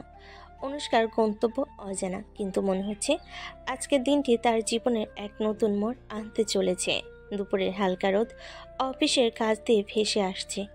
অনুষ্কার ডেস্ক খালি, চেয়ার ফাঁকা। কেউ বুঝতে পারছে না সে কোথায় গেছে। কলিগরা একে অপরের দিকে তাকাচ্ছে। অনুষ্কা কোথায় চলে গেল? চুপচাপ প্রশ্ন। ডেস্কে তার ব্যাগ, ফাইল সবই আছে, কিন্তু সে নেই। ঘন্টা কেটে গেছে। একসময় অনুষ্কার সেলফিশ ধাপের আওয়াজ ভেসে আসে। সবার চোখ তার দিকে। অনুষ্কা হালকা হাসি দিয়ে ধীরে ডেস্কে বসে। দুঃখিত সবাই, ছোটখাটো কাজ ছিল, এবার কাজ শুরু করি। কেউ জানতে পারল না অনুষ্কা কোথায় গিয়েছিল, তবে তার চোখে অদ্ভুত উজ্জ্বলতা, হালকা রহস্যময় হাসি, যা জানাচ্ছে সে কিছুটা নতুন অভিজ্ঞতা নিয়ে ফিরে এসেছে। মনের ভেতর কিছু টান, কিছু উত্তেজনা। দুজনের সম্পর্কের মধ্যে আরও অদৃশ্য রহস্যের সূচনা। দুপুরের আলো ঘরে ঢুকছে। অনুষ্কার বাবা মা পাশের বাড়ি থেকে এসে জানালা দিয়ে তাকাচ্ছেন। হালকা হাসি, চোখে উষ্ণতা। অনুষ্কা, সব ঠিক আছে তো? এখন তো বাড়িতে চল, ঘুরে আসবি কয়েকদিন। মা, আমরা চাই তুমি শান্তিতে থাকো, কোনো ঝামেলা নেই, তাই না? হ্যাঁ বাবা মা, সব ঠিক আছে। আমি চাই এই কয়দিন তোমাদের সঙ্গে কাটাই। আজ দূরে দাঁড়িয়ে সব দেখছে। মনটা হঠাৎ ভারী হয়ে গেল। চোখে হালকা কষ্ট, বুকের মধ্যে অদ্ভুত ব্যথা। সে বুঝতে পারছে অনুষ্কার বাবা মায়ের উপস্থিতি তার নিজেদের অনুভূতি সঙ্গে খেলছে। আমি চাই সব ঠিক থাকুক, কিন্তু কেন এসব দেখে মন খারাপ হচ্ছে বুঝতে পারছি না। অনুষ্কার বাবা মায়ের সঙ্গে হেসে কথা বলছে। ঘরের মধ্যে উষ্ণতা চড়ছে। আজ দূরে দাঁড়িয়ে চোখে অদৃশ্য হতাশা, কিন্তু কিছু বলছে না। মনের ভেতর একটি ছোট্ট দ্বন্দ্ব তৈরি হচ্ছে, ভালোবাসা আর অভিমান মিশে। রাত প্রায় 2টো। বাড়ির সবাই গভীর ঘুমে। চাঁদের আলোয় জানালার ফাঁক গলে নরম আলো ঢুকে পড়েছে ঘরে। অনুষ্কা বিছানায় চুপচাপ শুয়েছিল কিছুক্ষণ, তারপর ধীরে ধীরে উঠে দাঁড়ালো। আলমারির নিচ থেকে কালো হুডি টেনে বের করলো, মাথায় চাপিয়ে নিল। পায়ের শব্দ যেন একেবারে নিঃশব্দ থাকে, তাই জুতোর ফিতা আগে আলগা করে রেখেছিল। চোখের কোণে একবার ঘড়ির দিকে তাকালো। 2:17 AM। ধীরে ধীরে বারান্দার দরজা খুলে বাইরে বেরিয়ে গেল সে। গলি অন্ধকারে মিলিয়ে গেল তার অবয়ে। কোথায় যাচ্ছে, কেন যাচ্ছে, কেউ জানলো না। বাড়ি কেউ টেরি পেল না। যে মেয়ে একটু আগেও বিছানায় ছিল, এখন নেই। হাওয়ার মাঝে শুধু ভেসে থাকলো এক অজানা উত্তেজনা আর রহস্যের গন্ধ। আর হঠাৎই ঘুম ভেঙে যায়। গরমের রাতে বেলকনি দিয়ে এসে দাঁড়ালো সে, হাওয়ায় একটু ছোঁয়া পেতে। চোখে আধ ঘুম ছিল, কিন্তু হঠাৎই কিছু নড়াচড়া তার দৃষ্টি আটকে দিল। রাস্তার দিক থেকে কালো হুডি পরা এক ছায়া দ্রুত পায়ের শব্দ কমিয়ে এগিয়ে আসছে। গলির মোড় থেকে আলো এসে মুখটা খানিকটা স্পষ্ট করলো। অনুষ্কা। আয়ুষ ভুল কুচকাল। রাত প্রায় 3:30। একজন মেয়ে এভাবে বাইরে থেকে ফিরছে। কোথায় ছিল এতক্ষণ? সে চুপচাপ দাঁড়িয়ে রইল। অনুষ্কাকে বাড়ির গেট খুলে ভিতরে ঢুকতে দেখলো। অনুষ্কা চারপাশে দেখে যেন নিশ্চিত হলো কেউ দেখেনি, তারপর নিঃশব্দে নিজের ঘরে চলে গেল। আয়ুষের বুকের ভেতর প্রশ্নের ঢেউ। রাতের এই অন্ধকারে সে আসলে কোথায় গিয়েছিল? সকালটা শান্ত হলো। আয়ুষের মন মোটেও শান্ত না। সারা রাত ঘুম হয়নি। বেলকনিতে দাঁড়িয়ে দেখা সেই দৃশ্য বারবার মাথায় ভেসে আসছে। কালো হুডি পরে চুপিসারে বাড়িতে ফেরা অনুষ্কা, তার মুখে সেই অদ্ভুত দৃঢ়তা আর চারপাশে তাকানোর ভঙ্গি, সব কিছুতেই যেন একটা রহস্য লুকিয়ে আছে। কফির কাপ হাতে নিয়ে আয়ুষ নিজেকে বোঝানোর চেষ্টা করলো। হতে পারে ভুল দেখেছি, হয়তো অন্য কেউ ছিল। কিন্তু না, সেই মুখ ভুল হওয়ার সুযোগ নেই। দুপুরের দিকে আয়ুষ ঠিক হলো আজই অনুষ্কার সাথে কথা বলবে, বেশ ক্যাজুয়াল ভঙ্গিতে, যেন কিছুই জানে না এমন করে। বিকেলবেলায় সে অনুষ্কাদের বাড়ি পৌঁছালো। গেটের দারোয়ানকে নাম বলতেই ভেতরে ঢোকার অনুমতি মিলল। ড্রয়িং রুমে বসে থাকতে থাকে চারপাশের পরিচিত সাজসজ্জা দেখতে লাগলো, কিন্তু মাথায় ঘুরপাক খাচ্ছে একটাই প্রশ্ন, রাতের বেলা কোথায় গিয়েছিল সে? কিছুক্ষণ পর অনুষ্কা এসে দাঁড়ালো দরজায়। আজও সেই হাসি মুখে, কিন্তু চোখে যেন লুকানো একটা সতর্কতা আছে। কেমন আছো? ভালো। তুমি এত হঠাৎ? এমনি মনে পড়লো তাই চলে এলাম। দুজন কিছুক্ষণ হালকা গল্প করলো। আবহাওয়া পরিচিত মানুষের খোঁজ, কিন্তু আয়ুষের মনে যতই অন্য কথা চলে, ঠোঁটে উঠে আসছে শুধু সেই প্রশ্নটা। শেষমেশ সে থামতে পারল না। আচ্ছা, কাল রাতে তুমি কি কোথাও গিয়েছিলে? অনুষ্কার ভেতরে হঠাৎই এক ধাক্কা লাগলো। হাতের কাপটা সামান্য কেঁপে উঠল, কিন্তু মুখের হাসি একটু টলেনি। মনের ভেতর ভয় ঢুকে পড়ল, সেটা চেপে রাখলো দক্ষতার সাথে। না তো, রাতে আবার কোথায় যাব? তুমি এসব প্রশ্ন করছো কেন? আয়ুষ এক মুহূর্তে তার চোখের দিকে তাকিয়ে রইল। সেই চোখে সত্যি আছে নাকি মিথ্যে বুঝতে পারল না, কিন্তু তার স্বাভাবিক ভঙ্গি আয়ুষকে আরও অস্বস্তিতে ফেল। না, এমনি জিজ্ঞেস করলাম। মনে হলো দেখেছিলাম, হয়তো ভুলও হতে পারে। তুমি স্বপ্ন দেখছো মনে হয়। আলোচনাটা সেখানেই থেমে গেল, কিন্তু আয়ুষের মনে গেঁথে রইল সন্দেহের কাঁটা। সে চুপচাপ মনে মনে বলল, না অনুষ্কা, তুমি কিছু একটা লুকাচ্ছ। আয়ুষ যখন ড্রয়িং রুমে বসে আছে, তখনই ভেতর থেকে এক গলা উচ্ছ্বাসিত আওয়াজ ভেসে এলো। আরে আয়ুষ, তুমি অনেকদিন পর এলে বাবা। আয়ুষ উঠে দাঁড়িয়ে সালাম করলো। আসসালামু আলাইকুম। কেমন আছেন চাচি? আমি ভালো আছি রে, তুই কেমন আছিস? বলতে বলতে তিনি যেন খুশিতে ব্যস্ত হয়ে গেলেন। বস বস, আমি রান্নাঘরে যাচ্ছি, তোর জন্য কিছু ভালো রান্না করতে হবে। না চাচি, কষ্ট করবেন না। কষ্ট আবার কি, তুই তো আমাদের নিজের। আজকে তুই যা যা খেতে পছন্দ করিস সব করব আমি।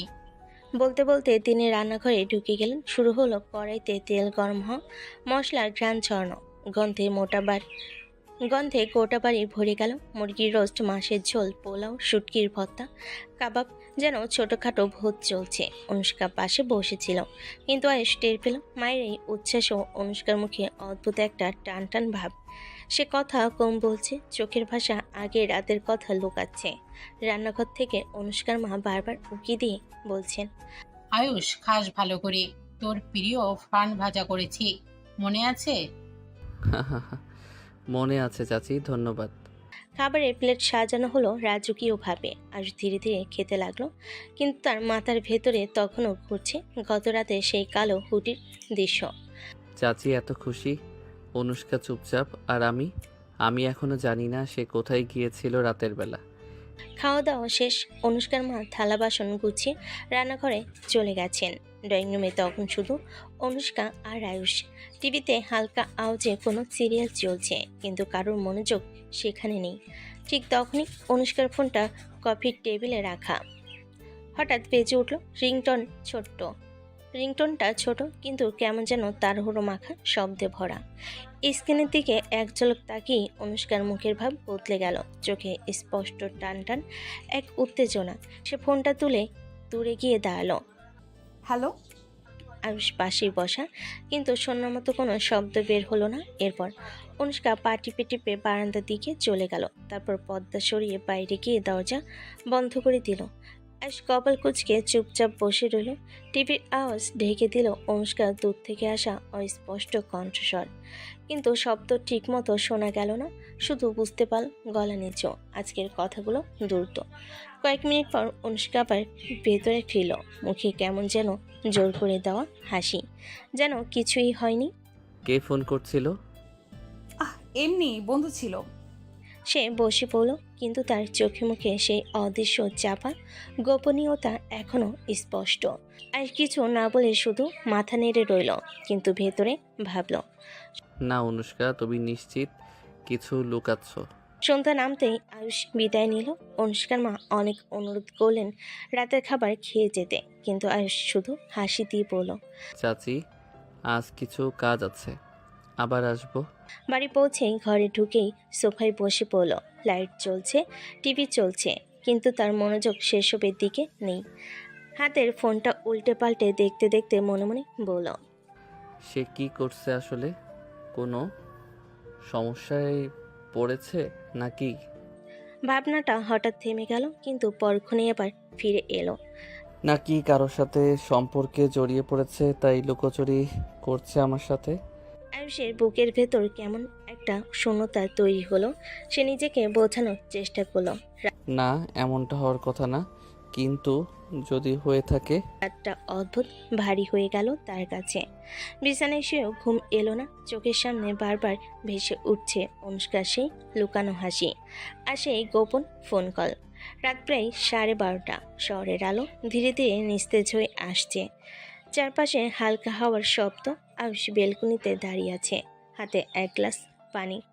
মন তার পুরোপুরি অন্যদিকে। অনুষ্কার রহস্যময় আচরণ, গত রাতের গোপন ফোন আলাপ। ঠিক তখনই তার চোখে পড়ল সামনের বাড়ির গেটের দিকে। গেটটা আস্তে আস্তে খুলল।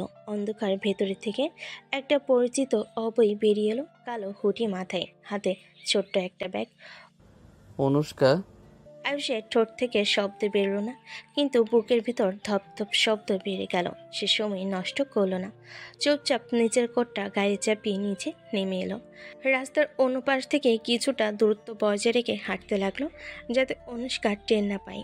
গলির পর গলি পেরিয়ে অনুষ্কা হাঁটছে দ্রুত, কোনো দিকে তাকাচ্ছে না, যেন কারোর সাথে দেখা করার তাড়া আছে। আয়ুষের মনে সন্দেহ আরও তীব্র হয়ে উঠল। সে কার কাছে যাচ্ছে? কার সাথে দেখা করবে? কিন্তু ঠিক এক জায়গায় এসে ঘটনা পাল্টে গেল। একটা পুরনো অন্ধকার মোড়ে অনুষ্কা হঠাৎ বাদিকে ঘুরে গেল। আয়ুষ কয়েক সেকেন্ড পরে সেই বাঘ ঘুরতেই শূন্য রাস্তা, চারপাশে কেউ নেই। অনুষ্কা যেন হাওয়া হয়ে গেছে। আয়ুষ থেমে চারিদিকে তাকালো। গলির পথগুলো খালি, বাতির আলো ঝাপসা হয়ে আসছে কুয়াশায়। তার মনে হলো যেন ইচ্ছে করেই অনুষ্কা তাকে বাঁকা চোখে এড়িয়ে গেছে। এটা কাকতালীয় না? সে জানতো আমি পিছু নিয়েছি। রাতের ঠান্ডা হাওয়া হাড়ে কেটে ঢুকতে লাগলো, কিন্তু আয়ুষের বুকের ভেতর তখন কেবলই জ্বলন্ত প্রশ্ন। অনুষ্কা আসলে কি করছে এই গভীর রাতে? সকালে রোদ ফোটার কিছু পরেই আয়ুষ অনুষ্কাদের বাড়ির সামনে এসে থামলো। গত রাতের রহস্য তার মাথায় এমনভাবে ঘুরছে যে ঘুম থেকে উঠে প্রথমে চিন্তা ছিল আজ অনুষ্কাকে নিজের সাথে নিয়ে যাওয়া। গেট পেরিয়ে ভেতরে ঢুকতেই অনুষ্কা বারান্দায় দাঁড়িয়েছিল, হাতে এক কাপ চা, চুলগুলো হালকা এলোমেলো, চোখে সেই চেনা হাসি। চলো আজই ফিরে যাই। এখনই? এত তাড়া কিসের? তারা না, অনেক দিন হয়ে গেল, বাড়ি ফাঁকা ফাঁকা লাগে। অনুষ্কা একটু চুপ করলো, তারপর হালকা হেসে বলল, না, আর কয়েকদিন থাকবো। মা একা হয়ে যাবে তো। বাবা তো ব্যবসার কাজে বাইরে আছে, তাছাড়া এখানে আমার কিছু কাজ আছে। কি কাজ? এমনি কিছু, তুমি বুঝবে না। তার ভঙ্গি এতটাই স্বাভাবিক যে সে জানলে মনে হবে সত্যি কোনো সাধন কারণ আছে। কিন্তু আয়ুষের মনে আগের রাতে দেশোয়ার হঠাৎ হারিয়ে যাওয়া সেই ছায়া আবারও ভেসে উঠল। কাজ নাকি সেই গোপন জায়গায় আবার যাওয়া? সে চুপচাপ মাথা নেড়ে হাসলো, কিন্তু মনে মনে ভাবলো, ঠিক আছে অনুষ্কা, আর কয়েকদিন থাকো, কিন্তু এবার আমি তোমার চোখের আড়াল হব না। অনুষ্কার কথা শুনে আয়ুষ আর কিছু বলল না। হালকা হাসি দিয়ে বলল, ঠিক আছে, যেহেতু তোমার ইচ্ছে, আমি অফিসে যাচ্ছি। গাড়ির চাবি হাতে নিয়ে নিচে নেমে এলো সে। বাইরে রোদ তখন তীব্র হয়ে উঠেছে, রাস্তার ধুলা হাওয়ায় উঠছে। স্টিয়ারিং ধরতে আয়ুষের চোখে আবার ভেসে উঠল কাল রাতের দৃশ্য। কালো হুডি, তার রোপা, আর সেই হঠাৎ অদৃশ্য হয়ে যাওয়া। অফিসের দিকে গাড়ি ছুটল, কিন্তু মন তার পুরো সময় অনুষ্কার দিকেই পড়ে রইল। আজ হয়তো ব্যস্ততা আমাকে কিছুটা দূরে রাখবে, কিন্তু রাত নামলেই আমি আবার নজর রাখবো। গাড়ি মিলিয়ে গেল শহরের ভিড়ে, আর অনুষ্কা বারান্দায় দাঁড়িয়ে অনেকক্ষণ ধরে সে গাড়ির পেছনের আলো মিলিয়ে যাওয়া দেখল। তার ঠোঁটে এক রহস্যময়ী হাসি খেলে গেল। অফিসে পৌঁছে আয়ুষ লিফট থেকে বেরিয়ে সোজা নিজের কেবিনে ঢুকলো। টেবিলে ভরা ফাইল, ল্যাপটপে খোলা ইমেল। সকালে মিটিংয়ের আগে সব গুছিয়ে নিতে হবে। চেয়ারটায় বসে সেই গভীর শ্বাস নিল। তারপর ল্যাপটপে মন দিল। প্রেজেন্টেশনে স্লাইড বদলাচ্ছে, ফাইলের ডেটা যাচাই চলছে, মাঝে মাঝে কল রিসিভ করছে। সব যেন স্বাভাবিক, কিন্তু ভেতরে মাথায় অন্য এক চিন্তা ঘুরছে। অনুষ্কা এখন কি করছে? আবার কি কথা বের হবে, নাকি কারোর সাথে কথা বলছে? তার হাতের কলমটা বারবার ঘুরছে আঙ্গুলে, যেন যোগাযোগ ধরে রাখতে চাইছে, কিন্তু যেখানেই মন চাই সেখানেই এসে পড়ে গত রাতে সেই হারিয়ে যাওয়া দৃশ্য। লাঞ্চ ব্রেকে সহকর্মীরা, আয়ুষ, আজ ক্যাফেতে যাবি? না, তোমরা যাও, আমার কিছু কাজ আছে। খাবারের সময়ও ল্যাপটপের সামনে বসে থাকলো, যেন নিজের চিন্তাগুলোকে চাপা দিতে কাজকেই ঢাল বানিয়েছে। কিন্তু কাজ যতই করুক, এক জিনিস পরিষ্কার, আজ রাতেও যদি অনুষ্কা বাইরে যায় তবে সেটা চোখ এড়িয়ে যেতে দেবে না। সন্ধ্যার হালকা অন্ধকার নেমে এসেছে। শহরের রাস্তার বাতিগুলো একে একে জ্বলে উঠছে। আয়ুষ হাতে ছোট্ট একটা ফুলের তোড়া নিয়ে অনুষ্কার বাড়ির সামনে এসে দাঁড়ালো। মনে মনে ভাবছিল, সারাদিন অফিসের ঝক্কি শেষে একটু দেখা হবে ওর সাথে।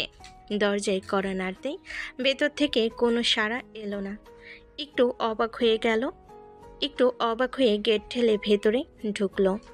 চাচি, অনুষ্কা কোথায়? অনুষ্কার মা রান্নাঘর থেকে বের হয়ে হালকা দ্বিধাভরা মুখে বললেন, ও তো একটু কাজে গেছে বাবা, হয়তো দেরি হবে ফিরতে। কোথায় গেছে?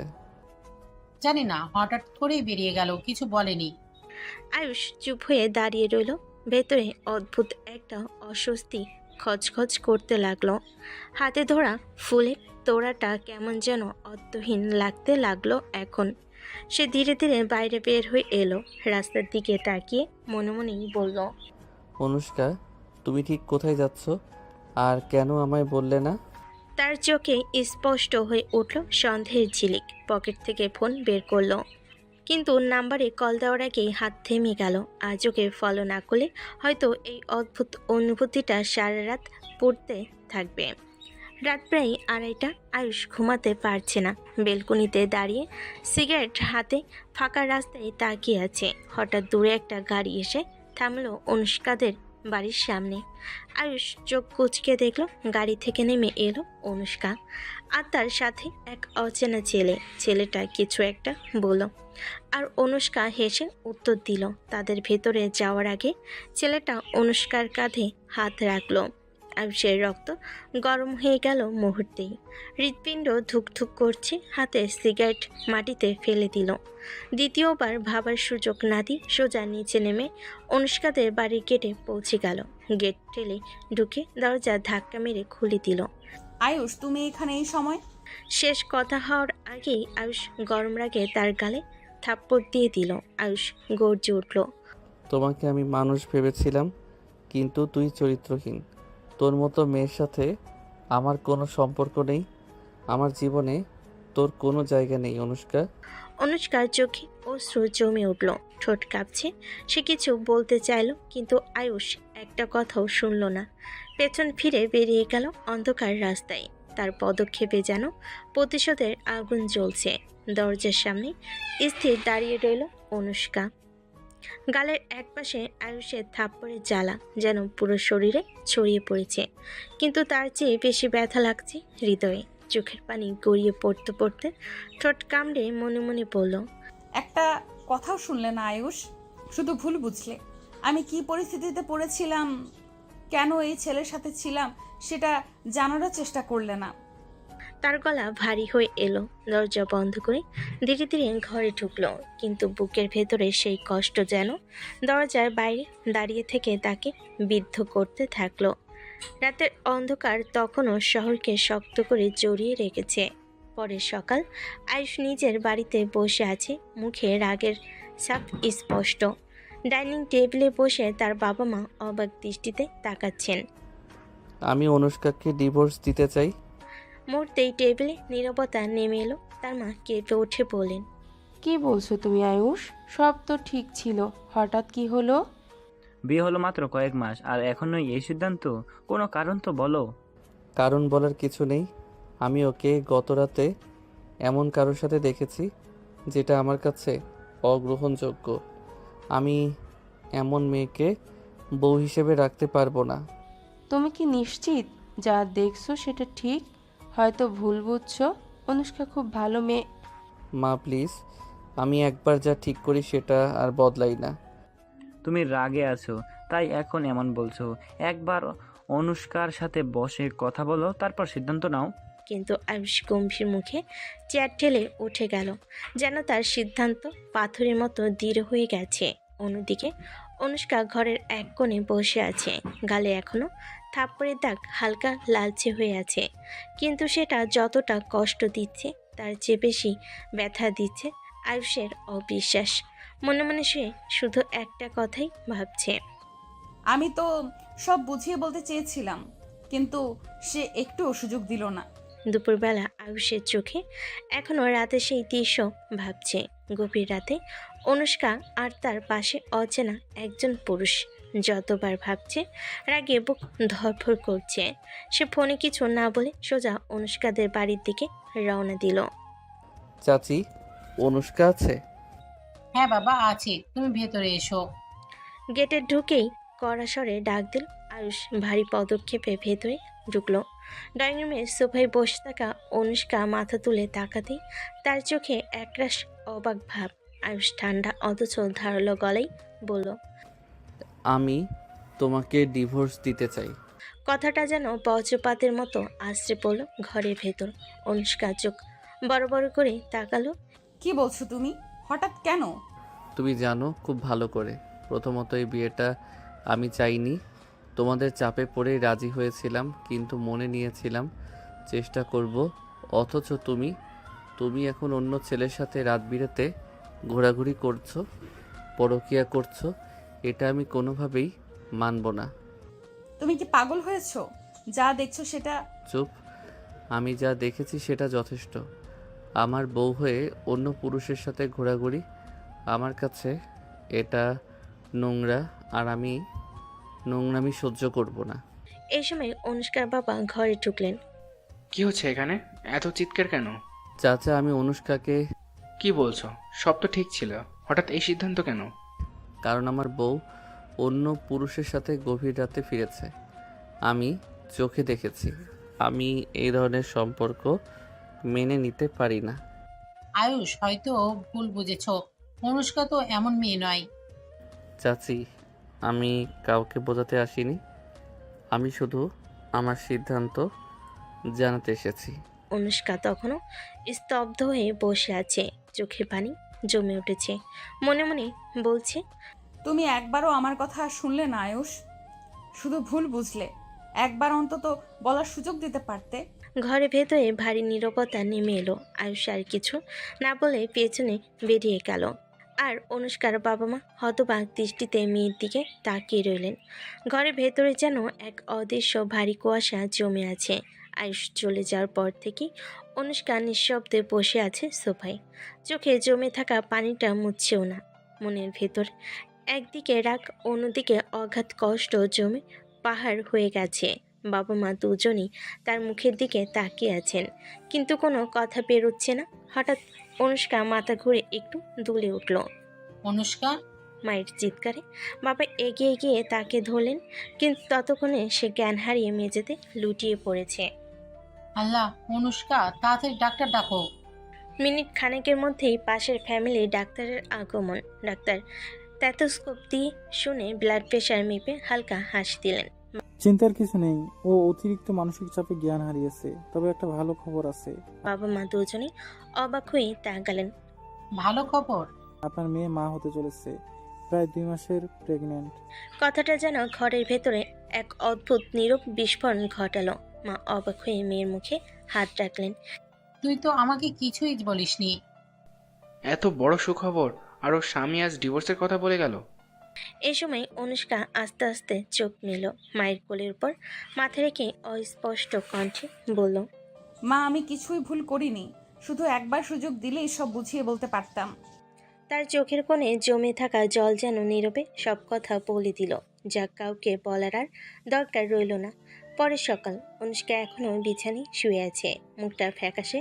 মা পাশে বসে তার কপালে হাত বুলিয়ে দিচ্ছেন। বাবা ফোন হাতে নিয়ে একটু দূরে দাঁড়িয়ে। বাবা গভীর শ্বাস নিয়ে নম্বর ডায়াল করলেন। আয়ুষ, তুমি কি একটু আসতে পারবে? জরুরি কথা ছিল। আমি ভেবেছি আমার আর আসার দরকার নেই, সিদ্ধান্ত তো দিয়ে গিয়েছি। না, আজ তোমার আসা দরকার।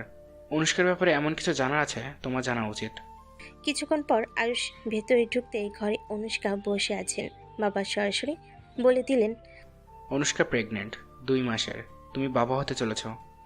কথাটা শোনা মাত্রই ঘরে এক মুহূর্ত নীরবতা। সবাই তাকিয়ে আছে আয়ুষের দিকে, তার প্রতিক্রিয়ার অপেক্ষায়। আয়ুষের মুখে কিন্তু আনন্দের কোনো ছাপ নেই, বরং ঠান্ডা এক রাগ।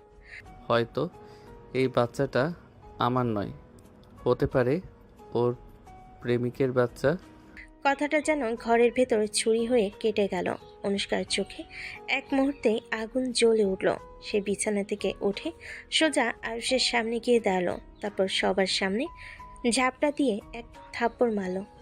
তুমি আমার স্বামী হয়ে আমার চরিত্র নিয়ে এমন কথা বলার সাহস কোথা থেকে পাও?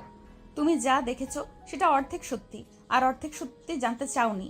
কিন্তু আমার মাতৃত্ব নিয়ে নোংরা সন্দেহ, এটা আমি কোনোদিন মাফ করব না। আয়ুষ, তুমি নিজের স্ত্রীকে অপমান করছো, অথচ একবারও তার কথা শুনলে না। আজ তুমি আমাদের বাড়ি থেকে বেরিয়ে যাও। যখন সত্যিটা জানবে তখন নিজের মুখ দেখতে লজ্জা লাগবে। আয়ুষ হতভম্ব হয়ে দাঁড়িয়ে রইল, কিন্তু তার মুখে এখনো একগুঁয়ে অবিশ্বাসের ছাপ। অনুষ্কা মুখ ফিরিয়ে জানালার দিকে তাকালো, চোখে ওসো আর ঠোঁটে অভিমান জমে রইল। ঘরের ভেতর এখনো থাপ্পড়ের শব্দ যেন বাতাসে আসছে। আয়ুষ সবার সামনে অপমানজনক কথা বলে চুপ হয়ে দাঁড়িয়ে আছে। অনুষ্কার আগে শ্বাস নিচ্ছে ভারী ভারী, তার চোখে জল, কিন্তু কণ্ঠে কঠিন দৃঢ়তা। কখনো জানতে চেয়েছো আয়ুষ আমি কি কাজ করি? কারণ তুমি জানার চেষ্টা করনি। আমি সিআইডি অফিসার আয়ুষ। আমার পেশা এমন যে আমার সব কিছু গোপন রাখতে হয়, ইভেন আমার নিজের স্বামীর কাছ থেকেও। কথাটা শুনে ঘরের সবাই যেন স্তব্ধ হয়ে গেল।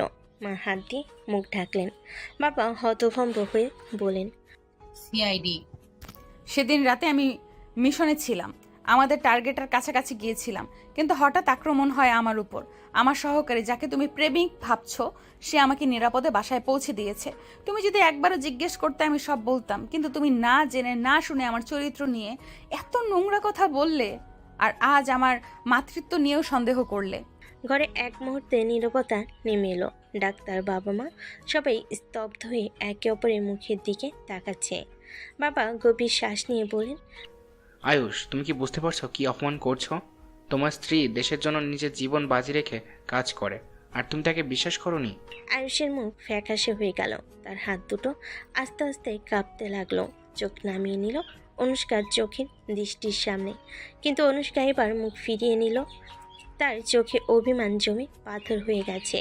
বিশ্বাস ছাড়া সম্পর্ক হয় না আয়ুষ, তুমি সেটা ভেঙে দিয়েছো। ঘরের ভেতর যেন শ্বাস নিতে কষ্ট হচ্ছিল সবারই। সিআইডি শুনে শুধু চমক নয়, এক ধরনের গর্ব অনুভব করছিল সবাই, শুধু আয়ুষ ছাড়া। কারণ এই গর্বের সাথে তার নিজের ভুলের ভারও এসে পড়েছে কাঁধে। ঘরের সবার দৃষ্টি এখনো অনুষ্কার ওপর নিবদ্ধ। তার চোখে জল থাকলেও কণ্ঠটা এবার ঠান্ডা, নির্লিপ্ত, যেন সব অনুভূতি একসাথে পড়ে ছাই হয়ে গেছে। চিন্তা করো না আয়ুষ, আমি নিজেই ডিভোর্সের সব ব্যবস্থা করে দিব। তোমার কষ্ট হবে না এক ফোঁটাও।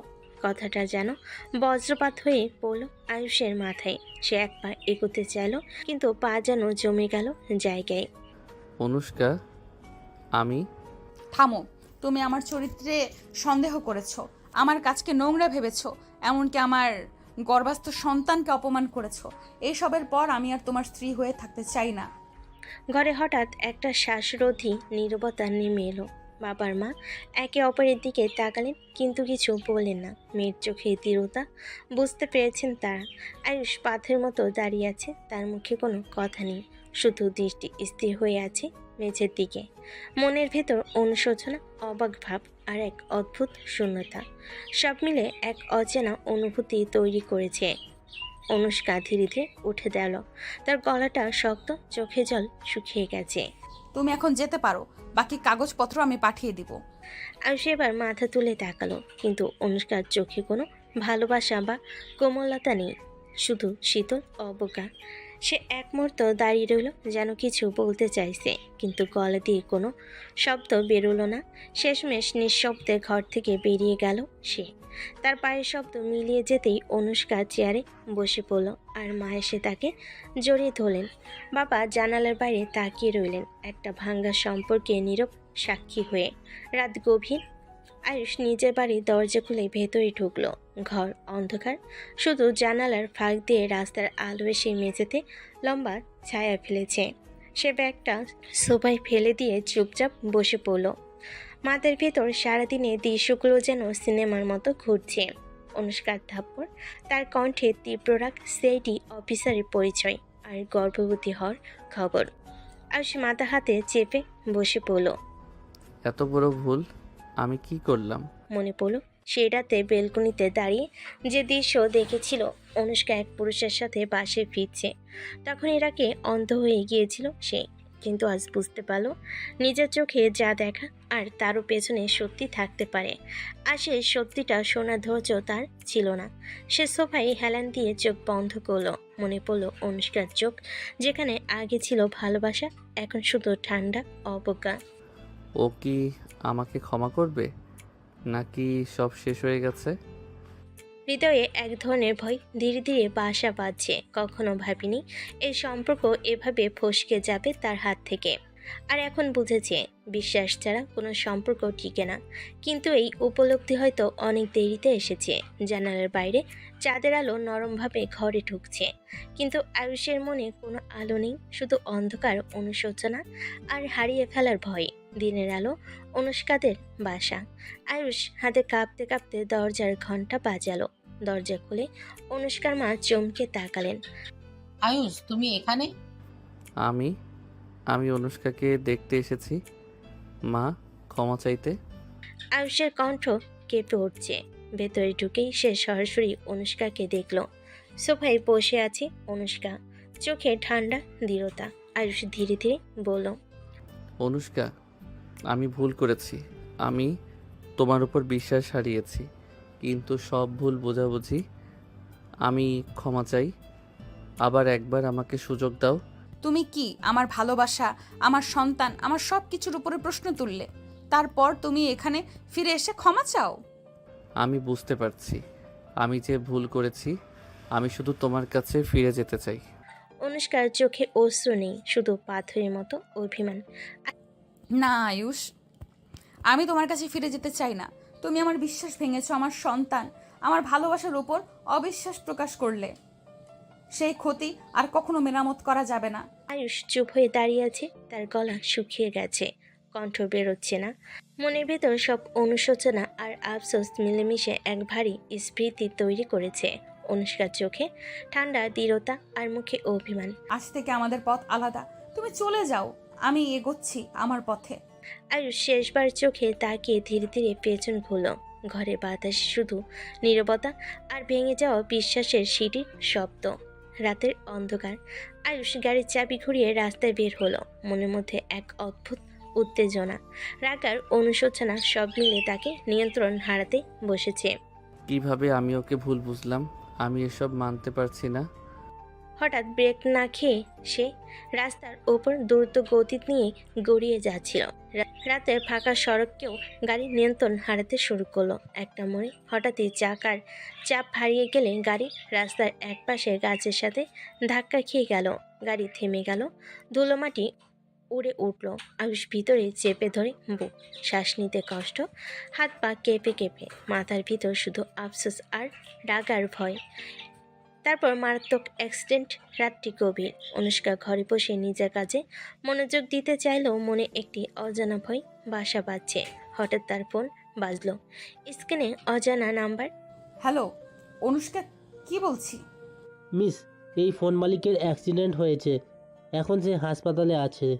অনুষ্কার হাত জড়সড় হয়ে গেল, মুখ ফ্যাকাশে হয়ে গেল, চোখ বড় বড় হয়ে রইল। হৃদস্পন্দন বেড়ে গেল মুহূর্তের মধ্যে। না, এটা হতে পারে না। মনে মনে বারবার বলছে, পা যেন মাটিতে আটকে গেছে, কিন্তু মন চিৎকার করছে। আমি তাকে হারাতে পারবো না। সর্বশেষ নিজের ভেতরে ভয় সামলে সে হুট করে বাইরে ছুটে গেল। হাঁটু কেঁপে যাচ্ছে, রাস্তায় পা দ্রুত গতি নিচ্ছে, যেন সময়ও তার সাথে দৌড়াচ্ছে। আয়ুষকে হারাবো না। মনে শুধু একটাই কথা, আর তা হলো হাসপাতালের দিকে পৌঁছানো। রাস্তার বাতি আলো ঝলমল করছে, কিন্তু অনুষ্কার চোখে সব অন্ধকার। মনে মনে শুধু শোনা কণ্ঠস্বর, সেই শব্দ ঘুরপাক খাচ্ছে। অ্যাক্সিডেন্ট। আর তার হৃদয় এক মুহূর্তে পাথরে পরিণত হয়েছে। হাসপাতালের আইসিইউ। রাত গভীর। আয়ুষের চোখ ধীরে ধীরে খুলল। হালকা আলোতে ফাঁকা বিছানা, চারপাশে নীরবতা। মাথায় একটু ব্যথা করছে, কিন্তু সে বুঝতে পারছে সে বেঁচে আছে। হঠাৎ পাশে অনুষ্কার কণ্ঠ শুনল। আয়ুষ, তোমার জ্ঞান ফিরেছে? তার চোখে পানি, কিন্তু মুখে নরম হাসি। অনুষ্কা ধীরে ধীরে এগিয়ে এসে আয়ুষের হাত ধরে বলল, আমি শুধু তোমাকে একটু শান্তি দিতে চেয়েছিলাম। জানি তুমি ভয় পেয়েছো, কিন্তু আমি তোমাকে ভালোবাসি। আমি কোনোদিন তোমাকে ছাড়বো না। আয়ুষের চোখে অশ্রু, হৃদয় গরম হয়ে উঠল। তার হাত কাঁপতে কাঁপতে অনুষ্কার হাত জড়িয়ে ধরল। অনুষ্কা, আমি আমি অনেক ভুল করেছি। আমি তোমাকে আঘাত দিয়েছি, কিন্তু এখন বুঝেছি আমি তোমাকে ছাড়া বাঁচতে পারবো না। আমি অনেক ভালোবাসি তোমাকে। আঘাত দেওয়ার জন্য সত্যি মাপ চাই। আমি জানি আয়ুষ, আর এখন থেকে আমরা একসাথে থাকবো, সব ভুল বোঝাবুঝি ভুলে। আয়ুষ ঠোঁট কুঁচকে হালকা হাসি দিল, তার কণ্ঠে উষ্ণতা। হ্যাঁ, একসাথে সব সময়। ঘরের ভিতর শুধু নিঃশ্বাসের শব্দ। হৃদয় দুটো একসাথে ধুকপুক করছে। অন্য কোনো ভয়, রাগ বা সন্দেহ নেই, শুধু ভালোবাসা, শান্তি আর আবেগের এক মুহূর্ত। রাত্রি। আয়ুষের ঘর। আয়ুষ সুস্থ হয়ে ঘরে প্রবেশ করলো। নরম আলো, জানালার বাইরে চাঁদের আলো ভেতরে ছড়িয়ে পড়েছে। অনুষ্কা বিছানায় বসে আছে, চোখে দমে থাকা উষ্ণতা। আয়ুষ ধীরে ধীরে এগিয়ে এসে তার পাশে বসলো, হাতে হাত, কাঁধে কাঁধ মিলালো এবং চোখে চোখ। অনুষ্কা, তুমি জানো আমি তোমাকে কত ভালোবাসি। আমি জানি, আর আমিও তো ভালোবাসি। আয়ুষ আর অপেক্ষা করলো না, ধীরে ধীরে তার ঠোঁট অনুষ্কার ঠোঁটের সাথে মিলল। প্রথমে চুম্বনে, দুজনের হৃদয় একসাথে ধুকফুক করতে লাগলো। চুম্বনের মাঝে কোমল আদর, হাতে মৃদু স্পর্শ, প্রেম, রোমান্টিকতা আর বিশ্বাসের এক অনন্ত মুহূর্ত তৈরি হলো। অনুষ্কার গলা ধীরে ধীরে বের করলো, আমি কখনো তোমাকে ছাড়বো না, তুমি আমার সব। আমিও কখনো তোমাকে ছাড়বো না অনুষ্কা, শুধু ভালোবাসবো সব সময়। যাদের নরম আলো, নিঃশব্দ রাত, দুজনের হৃদয়ের স্পন্দন, সব মিলিয়ে এক রোমান্টিক রাত, যেখানে শুধু ভালোবাসা, চুম্বন আর আদরের ছোঁয়া।